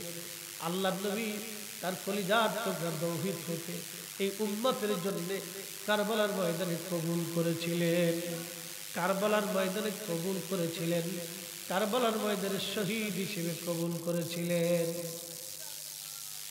ইব্রাহিম আলাইহিস সালাম দোয়া করে, আল্লাহ, ও আল্লাহ, আপনি দয়া করে আমি আপনার হুকুমে আমার সন্তানদেরকে নির্জনে নিবৃত্তে এইখানে রেখে যাচ্ছি। আল্লাহ, আপনি কবুল করে নেন, এখানে জনপদ বানায় দেন, আবাস বানায় দেন।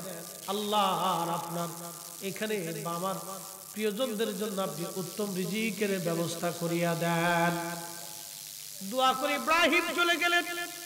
হযরত ইসমাইলকে নিয়ে বিবি হাজরা আলাইহিস সালাম অবস্থান করতে লাগলেন। কয়েকদিন পার হয়ে যাওয়ার পরে পানি শেষ হয়ে গেল। কয়েকদিন পার হয়ে যাওয়ার পরে পানিও শেষ হলো, খেজুরও শেষ হয়ে গেল। ক্ষুধার্ত তৃষ্ণার্ত সন্তান নিয়ে বসে আছেন হযরত হাজরা আলাইহিস সালাম। কে তারে পানি দিবে, কে তারে খাবার দিবে? বলেন তো, সিদ্ধান্ত আমার আল্লাহ। হযরত হাজরা বসে আছেন, যেহেতু আল্লাহর হুকুমে আসছি, আমার আল্লাহ আমার জন্য ব্যবস্থা করবেন। এই একজন বান্দি, আল্লাহর একজন বান্দি, একেবারে শেষ তাকওয়া, ফয়সালাকারী আল্লাহ, আল্লাহ, আল্লাহ, আল্লাহ। চিৎকার মেরে বলেন, কে? আমাদের রিজিকের ব্যবস্থা কে করে? এতে কি কোনো সন্দেহ আছে? ধান সিদ্ধান 2 কেজি, আল্লাহ ধান দেয় 20 মণ। আম গাছ লাগাইলেন একটা, 50 বছর ধরে আম দিল। পুকুরে মাছ ছাড়ছেন 10টা, হাজার হাজার মাছ হয়ে গেল। যিনি দেন তিনি আল্লাহ। আমি আপনি ইচ্ছা করলে, হাজার চেষ্টা করলেও আল্লাহর দেওয়া একটা চোখের মতো চোখ বানানোর সুযোগ আছে? অবশ্যই। হাজরা আলাইহিস সালাম চিন্তায় পড়ে গেলেন।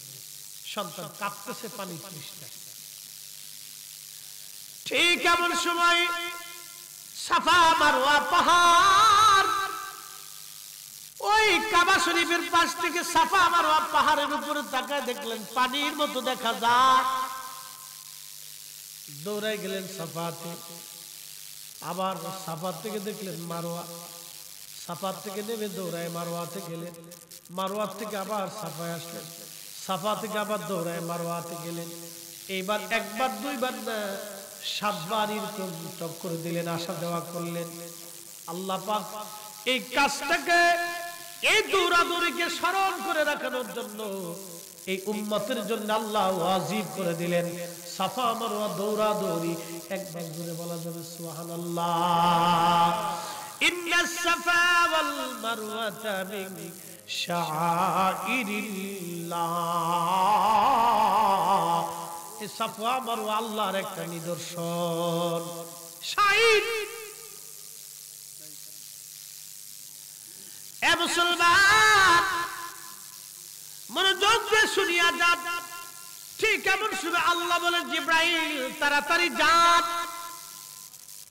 ইসমাইল আলাইহিস সালাম পানির তৃষ্ণায় যেখানে কাঁদতেছিল, ইসমাইল আলাইহিস সালামের কাছে দাঁড়ায়া জিব্রাইল আলাইহিস সালাম পায়ে আঘাত করলেন। আঘাত করার সঙ্গে সঙ্গে মাটি ফেটে ফেটে পানি বের হতে লাগলো। এই পানির নাম জমজমের পানি। আল্লাহ এমন ভাবে জমজমের পানি রিফাইন করে পাঠাইলেন, খুব মনোযোগ দিয়ে।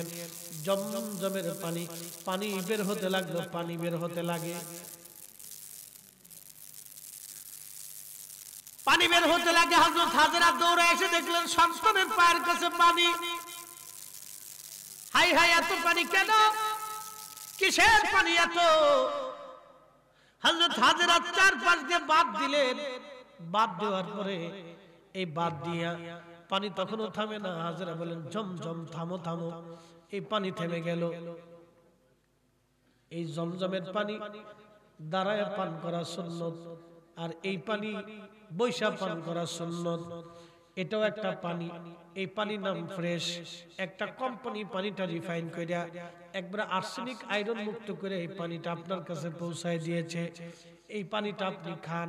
এটা খাইলে আপনার লিভার ভালো থাকবে, কিডনি ভালো থাকবে। এই জন্য এই পানিটা রিফাইন করে আপনাকে একটা কোম্পানি আপনার হাতের গোড়া পর্যন্ত পৌঁছায় দিয়ে দিল। মনোযোগ দিয়ে,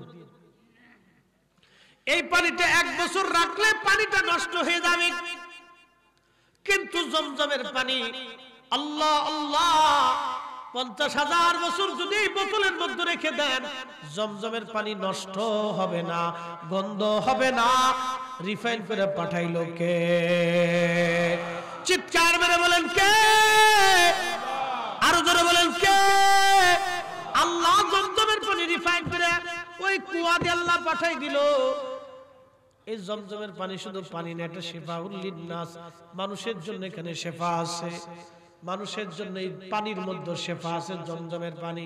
এখন বলেন জমজমের পানি বৈশা খাবেন না দাঁড়ায় খাবেন? না, একসাথে বলেন কিভাবে? এই পানি কি দেখা কেমনে খাবেন? এটা যদি দাঁড়ায় খান আপনার কিডনি সমস্যা হবে, লিভারের সমস্যা হবে, আপনার প্রস্রাবের নালীতে সমস্যা হবে পানি যদি দাঁড়ায় খায়। কিন্তু জমজমের পানি যদি 500 বছরও দাঁড়ায় খান আপনার কিডনি সমস্যা হবে না, লিভারের সমস্যা হবে না, প্রস্রাবের নালীতে সমস্যা হবে না, আরো ভালো হবে। সুবহানাল্লাহ কি বাড়ি যাইয়া? এই পানির সাথে কি নবীদের সম্পর্ক আছে? কিন্তু জমজমের সাথে নবীদের সম্পর্ক। ইসমাইল আলাইহিস সালামের সেকেমে তখন নূরে মুহাম্মাদি। আল্লাহু আকবার বলবেন। কোন মুহাম্মাদি? ইসমাইল আলাইহিস সালামের সেকেমে নূরে মুহাম্মাদি। ইসমাইল আলাইহিস সালাম যদি ওই সময় পানিবিহীন মারা যায় তো নূরে মুহাম্মাদি দুনিয়াতে আসে না। আমার নবীর ইজ্জতের কারণে আল্লাহ রাব্বুল আলামিন জমজমের পানি দিয়া আল্লাহ পাক এই উম্মতকে কিয়ামত পর্যন্ত উপকৃত করেছে আমার নবীর কারণে। কথা বলেন ঠিক না বেঠিক? কিন্তু বড় আফসোস, সিন্নি খাইছি, মোল্লা চিনি নাই। সিন্নি খাইছি মাগার মোল্লা চিনি নাই। সমস্যা এখানে। পানি জমজম। হাজের আলাইহিস সালাম জমজমের পানি পান টান করে বাচ্চাদের খাওয়াইয়া ইসমাইল আলাইহিস সালামকে পান করাইয়া বসে রয়েছে। তো পানির সন্ধান তো পাখিদেরকে আল্লাহ রাব্বুল আলামিন একটা রাডার দিয়েছে, কঠিন রাডার। পাখি সাউথ আফ্রিকা থেকে ফিনল্যান্ড পর্যন্ত একটা পাখি উড়ে যায়, পাখির দল উড়ে যায়। আমার দিকে তাকান। আল্লাহ পাক পাখিদের ব্রেনে এমন মগজ দিছে, এমন ম্যাপ দিয়ে দিছে, এই পাখি যে সাউথ আফ্রিকা থেকে ফিনল্যান্ড পর্যন্ত হাজার হাজার কিলোমিটার উড়ে চলে যাচ্ছে। এই উড়ে যাওয়ার সময় আল্লাহ পাক তাকে এমন একটা ম্যাপ তৈরি করে দিচ্ছে। আমরা তো গুগল ম্যাপ ট্যাপ দেখি, এই সেই কত কিছু রাস্তা চিনার লাগে, জিগের লাগে, কিন্তু পাখিরা উড়ে উড়ে যাচ্ছে। আল্লাহু আকবার, হাজার হাজার কিলোমিটার পাখি উড়ে চলে যাচ্ছে। এই উড়ে যাওয়ার সময় পাখি সারা দিন উড়ে, সারা রাত বিশ্রাম করে। মনোযোগ দিয়ে, এই পাখি উড়ে যাওয়ার সময় যেখান দিয়ে জনপদ আছে, পানি আছে, সেখান দিয়ে পাখি উড়ে যায়। আবার যেখানে মরুভূমি আছে সেই মরুভূমিকে সে ওভারটেক করিয়া, ডাইভার্ট করিয়া, সে একবারে মরুর রাস্তা না ধরে সে আবার জনপদের রাস্তা দিয়ে উঠতে থাকে। যেখানে সমুদ্র আছে সমুদ্রের রাস্তা না ধরে সমুদ্রের কোল ঘেঁষে করিয়া পাখি উড়ে যায়, যাতে পাখি বিশ্রাম করতে পারে। সুবহানাল্লাহ বলবেন। এই পাখির বিদ্যা কে দিছে? না আমরা শিখে টিকে দিছি, পড়াইটরাই দিছিলাম? এই পাখির বিদ্যা আল্লাহ দিছে। মনোযোগ দিয়ে, এই পাখির বিদ্যা আল্লাহ দিয়ে দিছে। ইসমাইল আলাইহিস সালামকে পানি পানি করাইয়া বসে দিছে। তো পাখি উঠতেছে, পানি এসে গেছে, পাখি সন্ধান পেয়ে গেছে। একদল বণিক এরা দেখতেছে যে একটা জায়গায় পাখি উঠে, তো ভালো। তো বণিকরা বললো, লোকদেরকে বললো যে তোমরা যায় দেখো পানির খোঁজ পাওয়া যায় কিনা। তো বণিক দলের সদস্যরা পানি খোঁজার জন্য এই জায়গায় আসে, এসে দেখতেছে হাই হাই একটা মহিলা তার একটা বাচ্চা কোলে করে নিয়ে বসে বসে। দৌড়াই দিয়ে এই বণিক দলেরা খোঁজ দিচ্ছে। শুনছো কাফেলার লোকেরা, জীবনেও তো কোনোদিন এই রাস্তায় আমরা পানি দেখি নাই, কিন্তু একজন মহিলা তার বাচ্চা নিয়ে বসে আছে, তার পাশে সুন্দর একটা কুয়া, কুয়া ভরা কি চমৎকার পানি। কাফেলার লোকজন দৌড়ে এসে বলল, আপনার নাম কি? বলে আমার নাম হাজেরা, আমার স্বামী যমুনার পয়গম্বর ইব্রাহিম আলাইহিস সালাতু ওয়াস সালাম, আমার বাচ্চাটা তার নাম ইসমাইল আলাইহিস সালাতু ওয়াস সালাম। একবার জোরে বলা যাবে কি মারহাবা? বলে ইসমাইল বলে হ্যাঁ। ও হাজেরা আলাইহিস সালাম, এই পানি কি আপনি আমাদেরকে দিবেন?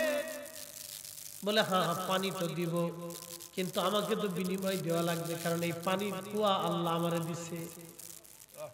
সুবহানাল্লাহ বলবেন। কে দিছে? আল্লাহ আমারে দিছে। এই পানি কুয়া জমজম আল্লাহ আমারে দিছে। এই জমজম আল্লাহ আমারে দিছে। পানি দিবেন বটে, কিন্তু আমাকে তো বিনিময় দেওয়া লাগবে। কাফেলার লোকজন বলল, হাজেরা রে, আমরা এই কাফেলার লোকজন আর কোথাও যাব না, আমরা এখানেই বসবাস করব।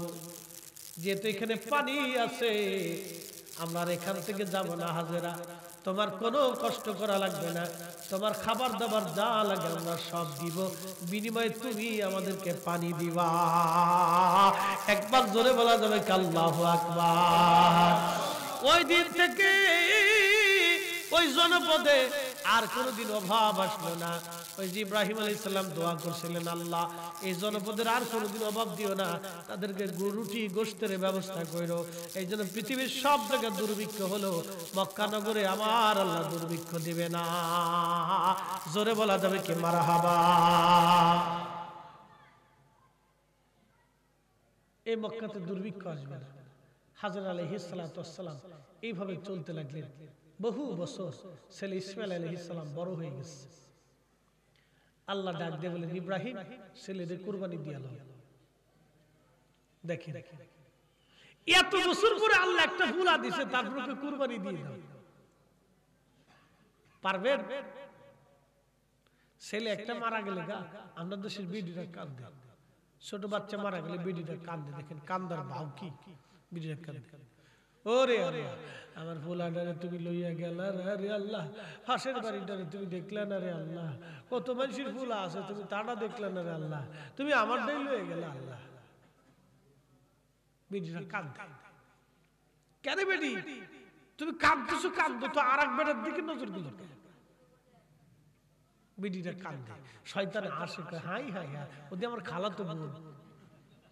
কি কথা কর লেখা, শয়তানে আসে আর ওদের আমার খালাতো বোন, ও কেমনে কাঁদতেছে রে।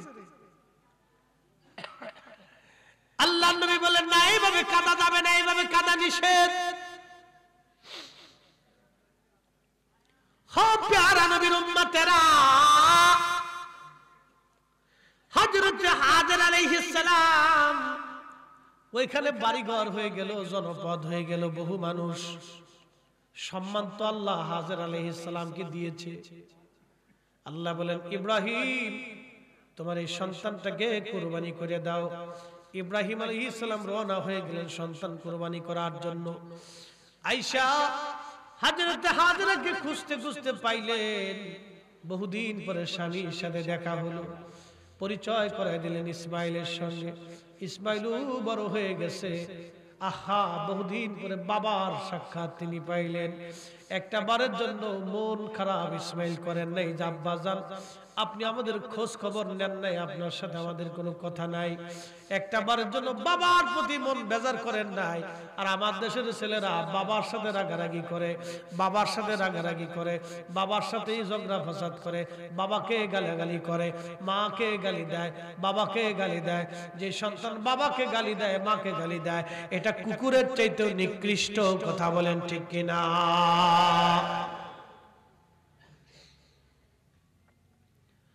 এটা কুত্তার চাইতে নিকৃষ্ট।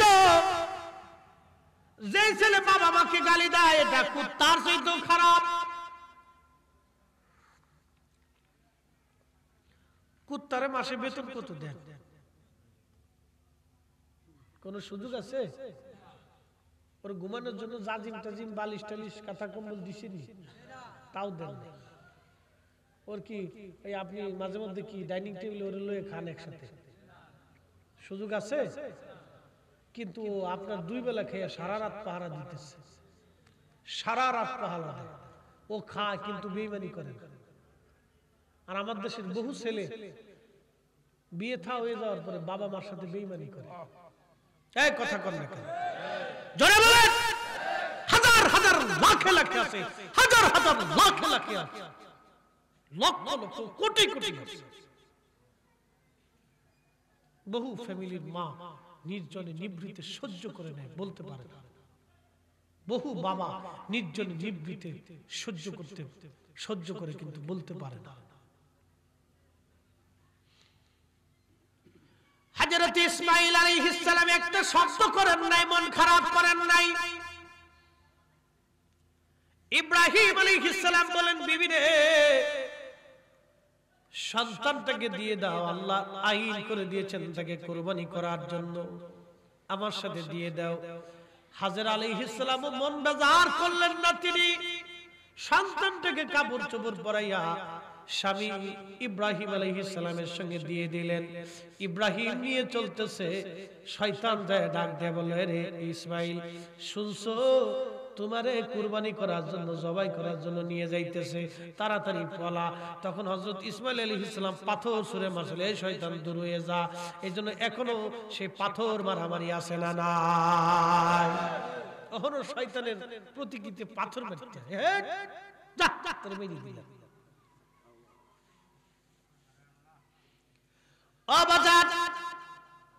হযরত ইব্রাহিম ইসমাইলকে নিয়ে গেলেন যেখানে কুরবানি করবেন। অ্যাটেনশন, 2 মিনিট দেখেন একটা সন্তান কিভাবে বাবার আনুগত্য করতেছে। বাবার আনুগত্য, মায়ের আনুগত্য কেমনে করা লাগবে ইসমাইল আলাইহিস সালাম শিখাই দিয়ে গেছে। ও দুনিয়ার মানব জাতি, কিভাবে একজন বাবা মায়ের আনুগত্য করতে হয়।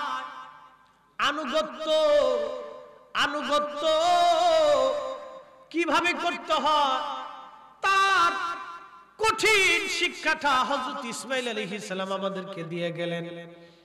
হযরত ইব্রাহিম আলাইহিস সালাম ইসমাইলকে জবাই করার জন্য নিয়ে যাবে। জিজ্ঞেস করলেন, ইয়া বুনাইয়া ইন্নী আরা ফিল মানামি আন্নী আযবাহু ফানজুর মাযা তারা। ও আমার সন্তান, আমি স্বপ্ন দেখেছি তোমাকে আমি কুরবানি করতেছি, তুমি কি বলো? ক্বালা ইয়া আবাতি ফাআল মা তু'মার সাতাজিদুনি ইনশাআল্লাহু মিনাস সাবিরিন। ইব্রাহিম কে ইসমাইল আলাইহিস সালাম ডাক দেখা, আব্বা জান, আপনি আমারে কুরবানি করে দেন, আল্লাহ চাহে তো আপনি আমারে সবরকারী হিসেবে পেয়ে যাবেন। একবার জোরে বলা যাবে কি আল্লাহু আকবার? আর আমরা ছেলেদেরকে যদি কোন বাপ একটু কাজ করে গেছে, তুমি করো, দাও, আমার টাইম নাই। ছেলে জন্ম দিয়েছেন, শিক্ষা দিতে হবে বাপ। এই শিক্ষাটা মা দিবে। এই জন্য বিয়ে করার আগে হিসাব কিতাব করে বিয়ে করেন। কোন নারী বিয়ে করবেন এটা হিসাব কিতাব করে বিয়ে করেন।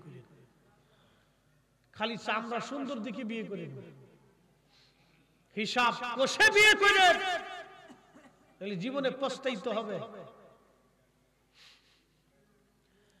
আল্লাহর হাবিব ডাক দিয়ে বলেন, উম্মতেরা শুনো। ইসমাইল ডাক দিয়ে বলেন, ইয়া আবাতি ফাল মা তু'মার সাতাজিদুনি ইনশাআল্লাহু মিনাস সাবিরিন। খোদা চাহে তো আপনি আমাকে সবরকারীদের মধ্যে পাবেন। তখন ইসমাইল আলাইহিস সালাম কুরবানি করার জন্য ইব্রাহিম আলাইহিস সালাম ছুরি শান দিতেছিলেন, ছুরি ধার দিতেছে। চিন্তা করেন তো কত কঠিন পরীক্ষা ছিল।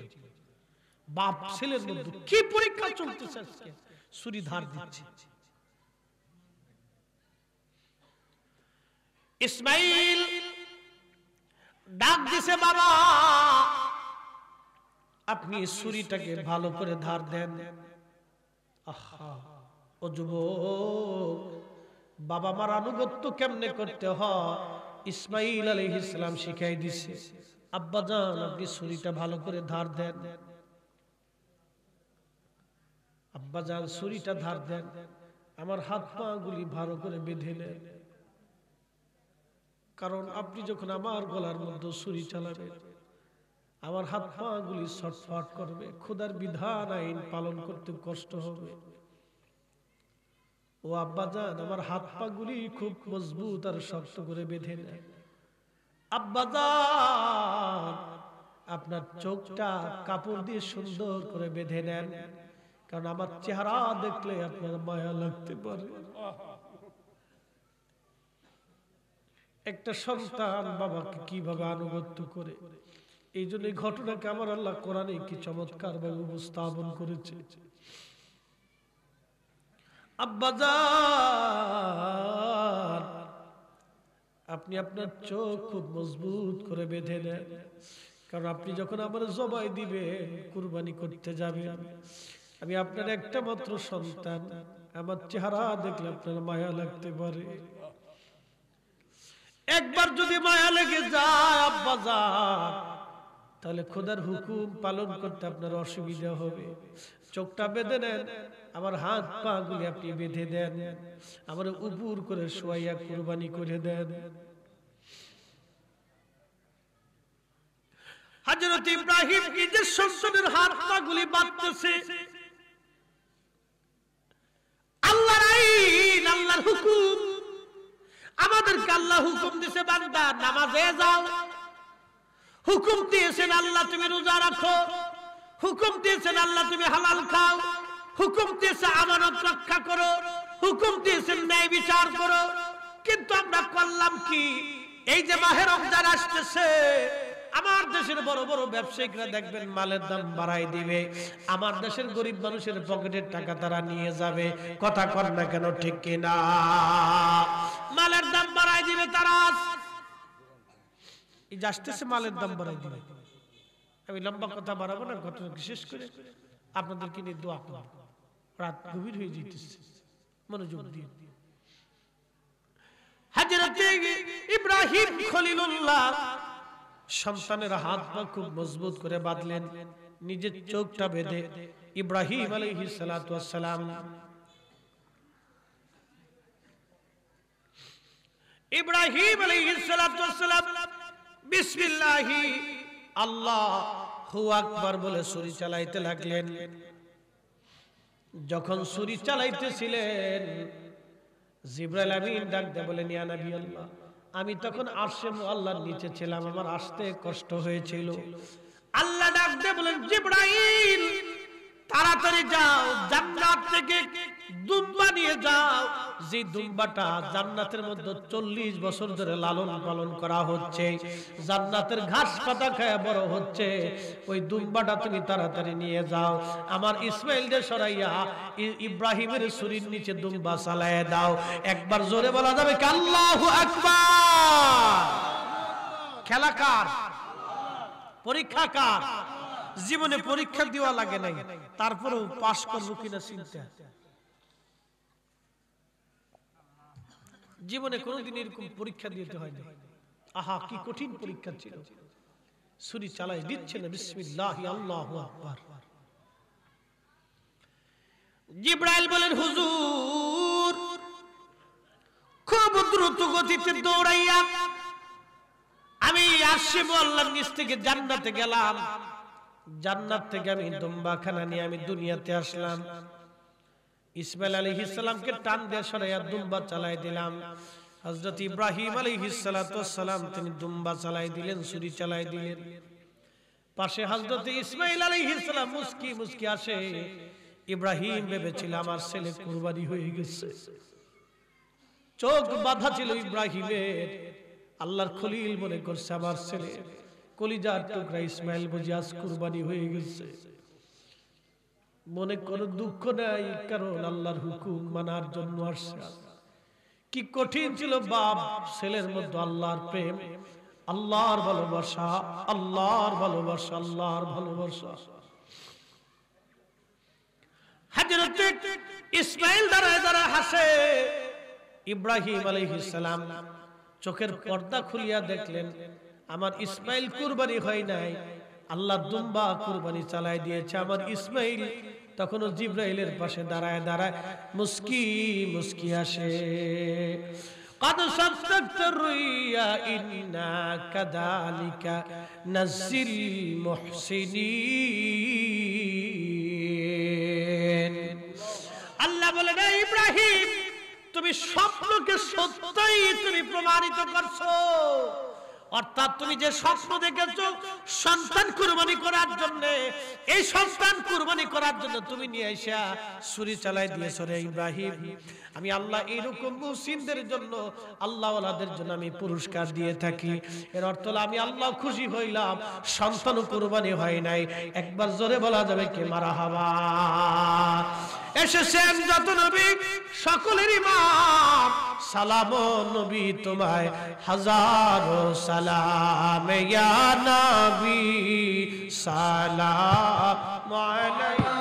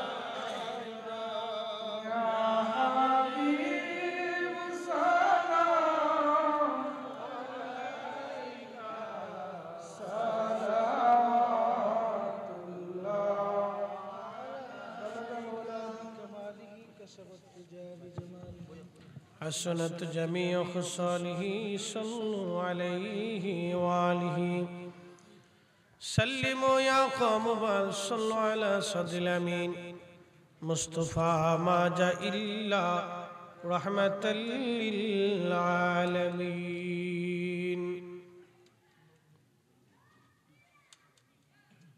একদিন মাটির ভিতরে হবে ঘরে মন আমার কেন বাঁধো দালান ঘর মন আমার কেন বাঁধো দালান ঘর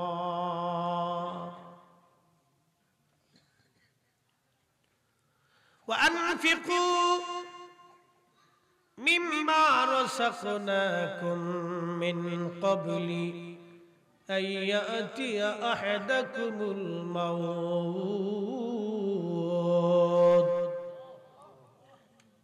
আল্লাহ বলেন ও বান্দা আমি আল্লাহ তোমাকে যে রিজিক দিয়েছি সম্পদ দিয়েছি তোমার মরণ আসার আগে তুমি সম্পদগুলি আল্লাহর পথে তুমি খরচ করে যাও ব্যয় করে যাও নবীজি বলেন উম্মত তুমি যেটা খাও এটা তোমার তুমি যেটা পরনে পরো এটা তোমার তুমি যেটা পরনে পরো এটা তোমার তুমি যেটা আল্লাহর পথে ব্যয় করো এটা তোমার যা দুনিয়াতে রেখে যাও এটা তোমার না এটা ওয়ারিসদের বন্টন হয়ে যাবে ভাগ হয়ে যাবে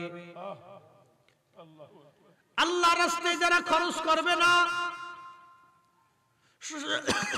সম্পদকে যারা পুঞ্জীভূত করে অনেক বড় জমিদার হবে টাকাওয়ালা হবে পয়সাওয়ালা হবে বাংলাদেশে একজন ধনী ৮০,০০০ কোটি টাকা রেখে কবরে চলে গেল আচ্ছা আপনারা বলেন নাম বলবো না ৮০,০০০ কোটি টাকা রেখে কবরে চলে গেলে ধনী ব্যক্তি প্রত্যেক ধনী ব্যক্তি যদি এরকম যাকাত দিয়ে দিত দান করত আল্লাহর পথে খরচ করত ৮০,০০০ কোটি টাকায় কত টাকা যাকাত হয় ১০০ টাকা ২.৫ টাকা ১ লক্ষ টাকা ২.৫০০ টাকা ১ কোটি টাকা ২.৫ লক্ষ টাকা ১,০০০ কোটি ১০০ কোটি টাকা ২.৫ কোটি টাকা ১,০০০ কোটি টাকা ২৫০ কোটি টাকা তাহলে ২৫০ কোটিতে ৮০ দিয়ে গুণ দিয়ে দেখেন কত কোটি টাকা যাকাত আসে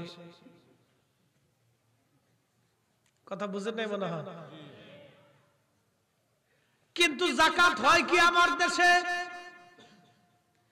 যাকাতের কাপড় আলাদা বানাইছে কি আছে না যাকাতের মার্কেট আছে না যাকাতের কাপড়ই বলে আলাদা বানায় কত বড় ডাকাই এ যাকাত হয় নাকি হাজলিমি যত সব কে কইছে এগুলি যাকাত হবে যাকাতের কাপড় আলাদা হবে না ওইটা নিব পচা মার্কা গাস্তা মার্কা আস্তা মার্কা কাপড় এইগুলি দিয়ে যারা যাকাত বুঝাইয়া বুঝাইতেছে আমি বিরাট বড় দানশীল আসলে এগুলি দানশীল না এগুলো হলো শয়তান এই জোরে কর জোরে কর জোরে কর কিসের যাকাতি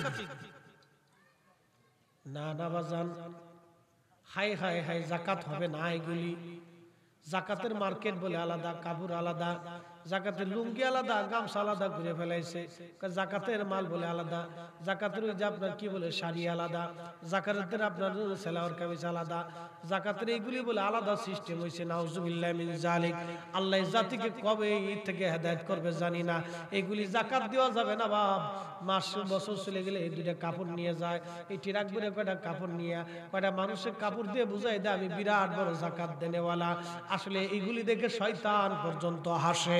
শয়তান কয় আইরে আমার খালাতো ভাই দেশে বহুত আছে, তোরা থাকতে আমার আর শয়তানি করার জায়গা নাই, আমি চলে গেলাম, তোরা কাম চালা। কি কথা কর?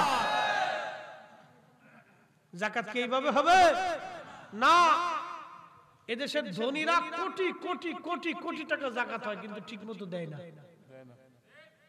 এদেশে বহু কারণ আছে, কারণ কারণ ও মনে করছে অনেক সম্পদ আমার থাকবে, আমি এগুলি নিয়ে কবরে চলে যাব। কারণের এত পরিমাণে ছিল যে 70টা উট লাগতো খালি তার গোডাউনের চাবি বহন করার লেগে। কারণের সাথে ধনী আর দুনিয়ার কে আছে আমি জানি না। এই বর্তমান পৃথিবীতেও এত টাকার মালিক ছিল নাই, কারণ যত টাকা পয়সার সম্পদের মালিক ছিল। গোডাউন খালি লাগতো 70টা উট বহন করার জন্য, খালি চাবি লাগতো তার গোডাউনের চাবি। এত সম্পদ আল্লাহ দিয়েছিল। দেশে বহু কারণ আছে, যাকাত দেয় না। আল্লাহ বলেন তোমার মরণ আসার আগে তুমি দিয়ে দাও। কখন মউত আসবে আমরা জানি না, কখন মৃত্যু আসবে আমরা জানি না, জানি না, জানি না। তোরা কে যাবি নবীর নৌকাতে আয়, রূপকাঠির ওই নৌকা খালি। কষ্ট হইতেছে আপনাদের? এই আর মাত্র 5 মিনিট।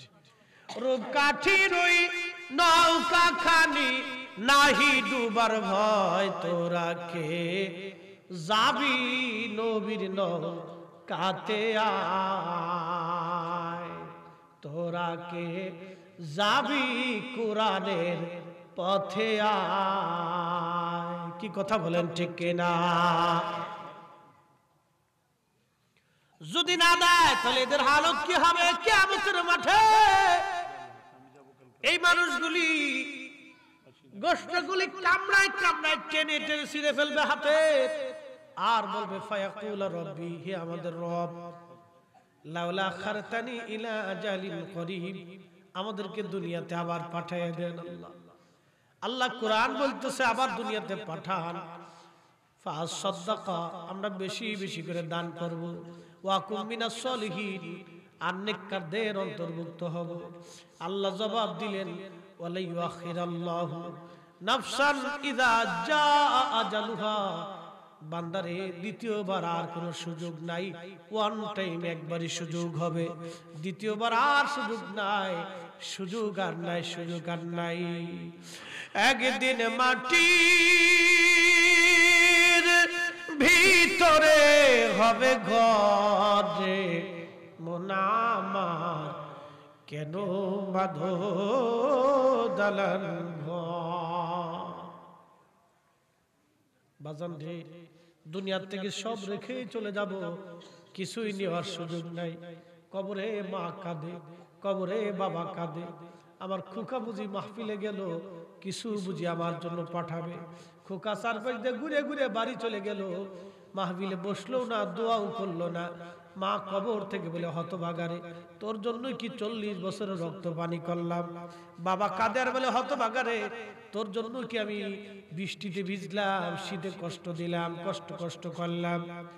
এই কবর থেকে তারা কাঁদতে থাকে, না না আজকে মাহরুম হওয়া যাবে না, আজকে সুযোগ বাবা মার জন্য দোয়া করার। মাহে রমজান এসে গেল, আল্লাহ কতজনের জন্য জান্নাত হয়ে যাবে, কতজনের জন্য জান্নাত আর হবে না।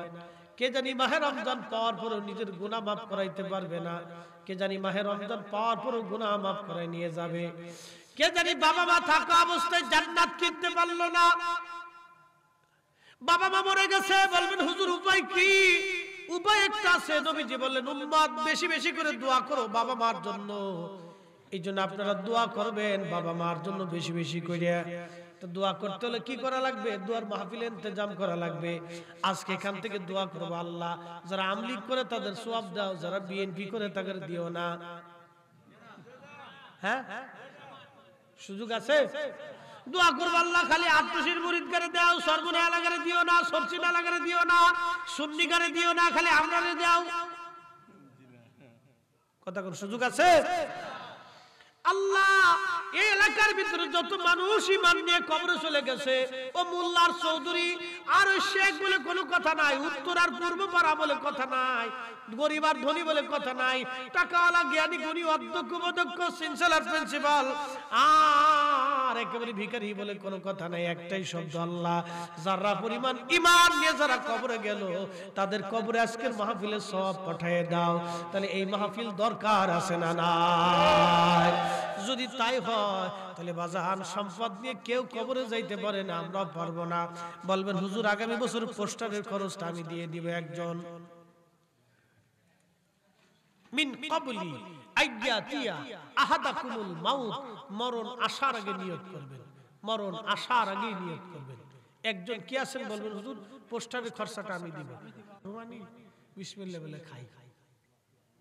আহা, লোকটা বিসমিল্লাহ বলে খাইয়ে বাসন ভুইরা আবেদ আলী ভাই গরুর গোশত দেখে দি পুরা বাসন ভরে খাবার খাওয়ার পরে মৃত্যুর আগ দিন পর্যন্ত ওনার হাঁপানি রোগে আর কোনোদিন কষ্ট দেয়নি। বাপ অলিদের কাছে এমন একটা চিকিৎসা থাকে, পৃথিবীর সব চিকিৎসা বিদ্যা যেখানে ফেল হয়, অলিদের চিকিৎসা বিদ্যা সেখান থেকে শুরু হয়। আমার সেই পীর, সেই পীরের স্থলাভিষিক্ত আমার মিয়া ভাইজানকে হুজুর করে গেছে। আমার সেই পীর, যেই পীর মুরাকাবায় বসে মুরিদের হালত দেখতে পারতেন। আমার সে পীর, যে পীরের কাছে বলার আগে আমার সেই পীর মুরিদের অবস্থা বলে দিতে পারত। সেই পীর আমার মিয়া ভাইজানকে স্থলাভিষিক্ত করেছে। এখন মানবেন কি মানবেন না সেটা আপনার ইচ্ছা, তবে হাজার দলিল দিলেও লাঠি পিটা করলেও আমরা আটটুসি দরবার ছাড়তাম না। হাত উঁচা করে বলেন ঠিক না ঠিক? আল্লাহু আকবার, জিন্দাবাদ জিন্দাবাদ। আপনি বেজার হন, খুশি হন, ভাই কিছু করার নাই। আপনার দিয়ে আমি পীর চিনি নি, আমি আমার পীরকে দিয়ে পীর চিনিছি। আমরা অন্য কারো কাছে মুরিদ না, আমরা হুজুর কেবলার মুরিদ। মুরিদ যেহেতু হইছি তো পীরের কদমে যাব। কি কথা বলেন ঠিক কিনা? আল্লাহ কবুল করুক, জোরে বলে না। মিয়া ভাইজান মুজাদ্দিদি আমার পীরের ঘোষিত স্থলাভিষিক্ত, বাস এক কথাই বুঝি।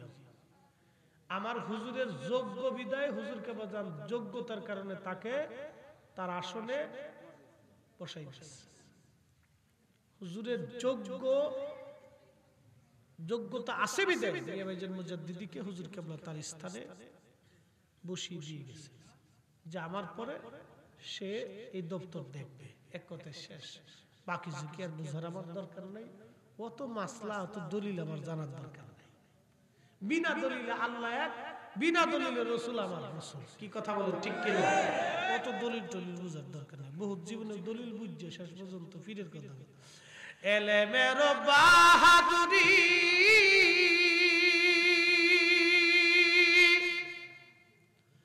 ধনের গৌরব দাও সারি, এলে মের বাহাদুরি ধনের গৌরব দাও সারি, কামেলের পদ তলে জীবন টুকু দাও ঢালি। দোয়া করে দিন না, আপনি করে দিন, আপনি করে দিন। আমি তো সারা বছর সব জায়গায় করি।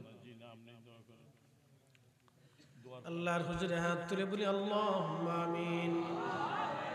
আল্লাহ মাহফিল খানা মঞ্জুর করে হাদিয়াটুকু সোনার মদিনায় পৌঁছে দাও। আল্লাহ জান্নাতুল বাকি মুআল্লাদ নবীজির আওলাদুল সাহ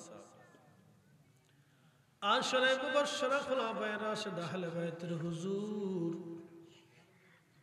ইমাম হাসান হোসেন রাদিয়াল্লাহু আনহু দাস্তে কারবালার ময়দানে 3 দিন পানি পানি বলে যারা কেঁদেছিল, আল্লাহ তিনাদের খেদমতে দয়া করে নজর পৌঁছে দাও। আল্লাহ হাদিয়াটুকু নজর পৌঁছে দাও। আল্লাহ কাদেরিয়া, চিশতিয়া, নকশবন্দিয়া, মুজাদ্দিদিয়া, আল্লাহ যমুনার পরে সত্য জিন্দাবীর দাদা হুজুরের সোনার মাঝারে নজর পৌঁছাও। আল্লাহ আমার পীর ও মুর্শিদের খেদমতে বিশ্ব জাকের মঞ্জিল নুরানি বাগানে হাদিয়া পৌঁছাও। আল্লাহ কত মানুষ দেখছি আমার পীরের মতো এমন মুরিদের দরদি বান্ধব আমাদের নজরেও হয় নাই।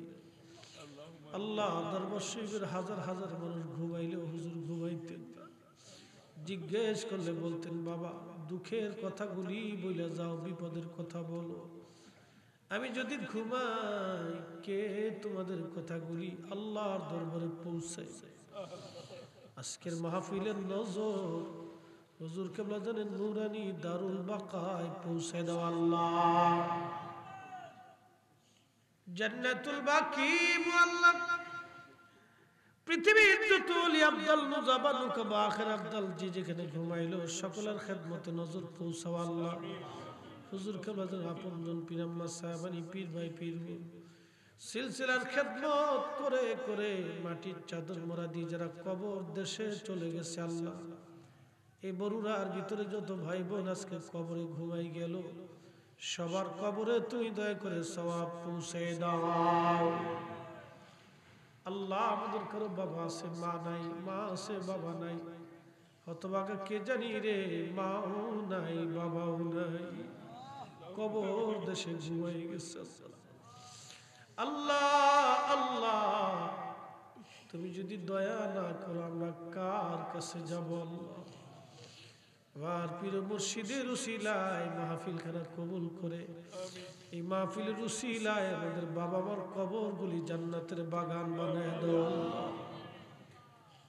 আগামী বছরের জন্য যারা টাকা পয়সা বিদ্যা বুদ্ধি শারীরিক শ্রম আর মেহনত দিয়ে বাগান যারা সাজাইতে চাইল দেশে বিদেশে, কারো মা নাই কারো বাবা নাই, আল্লাহ কেউ অসুবিধার মধ্যে পড়েছে, বিভিন্ন রোগে আক্রান্ত হয়েছে, মালিক তুমি জানো মনের খবরগুলি গো আল্লাহ। এই মাহফিলের উসিলায় তাদের সমস্ত হাজতগুলি তোমার দরবার থেকে পুরা করে দাও আল্লাহ। এই ইজ্জতের মালিক আমাদের ইজ্জতকে দুনিয়া আখিরাতে বুলন্দ করো আল্লাহ। দুশমনের দুশমনি মুনাফিকের মুনাফিকি আল্লাহ এগুলি থেকে আমাদের সবাইকে হেফাজত করো। আসমানি বালা জমিনি বালা হাওয়াই রুহাই বালা থেকে আমাদের সবাইকে দয়া করে বাঁচায় রাখো আল্লাহ। আল্লাহ আড্ডা পিলগিরি এলাকার উপর রহমত নাজিল করিয়া দাও। বহু দূর থেকে যারা আসছে তাদের উপর রহমত দিয়ে দাও আল্লাহ। সম্মানিত সভাপতি মহোদয় থেকে শুরু করে মুরব্বী জাকের ভাই বোন যারা সাহায়াতের মধ্যে বরকত দিয়ে দাও আল্লাহ। ইয়া রাব্বুল আলামিন আমাদের বাচ্চা কাচ্চা সন্তানাদি প্রিয়জন যারা আছেন ভবিষ্যৎকে উজ্জ্বলময় করো আল্লাহ। এই মাহফিলের দিন রাত পরিশ্রম করে খেদমত করে এই সুন্দর বাগান যারা সাজাইলো এই বাগানকে কবুল করে নিয়ে তাদের উপর রহমত কামেল করো আল্লাহ। ইয়া রব ইয়া রহমান ইয়া রহিম, হে দয়ালু দয়াময়, আমরা নগণ্য আপনি মহান, আমরা ক্ষুদ্র আপনি শ্রেষ্ঠ, আমরা গুনাহগার আপনি গুনাহ ক্ষমা করুন। তুমি কত বান্দা বান্দীকে মাফ করে দিয়েছো, আজকে আমাদেরকে তুমি মাফ করে দাও আল্লাহ। তুমি কত বান্দা বান্দীকে তোমার বন্ধু বানাইছো, আজকে দয়া করে তোমার হাবিবের গোলাম হিসেবে কবুল করো আল্লাহ। তুমি তোমার কত বান্দা বান্দির দোয়া কবুল করেছো, আজকে আমাদেরকে খালি ফিরাইয়া দিও না আল্লাহ। হে রব্বে কারীম, প্রত্যেক বছর এই মাহফিল খানা মঞ্জুর করো আল্লাহ।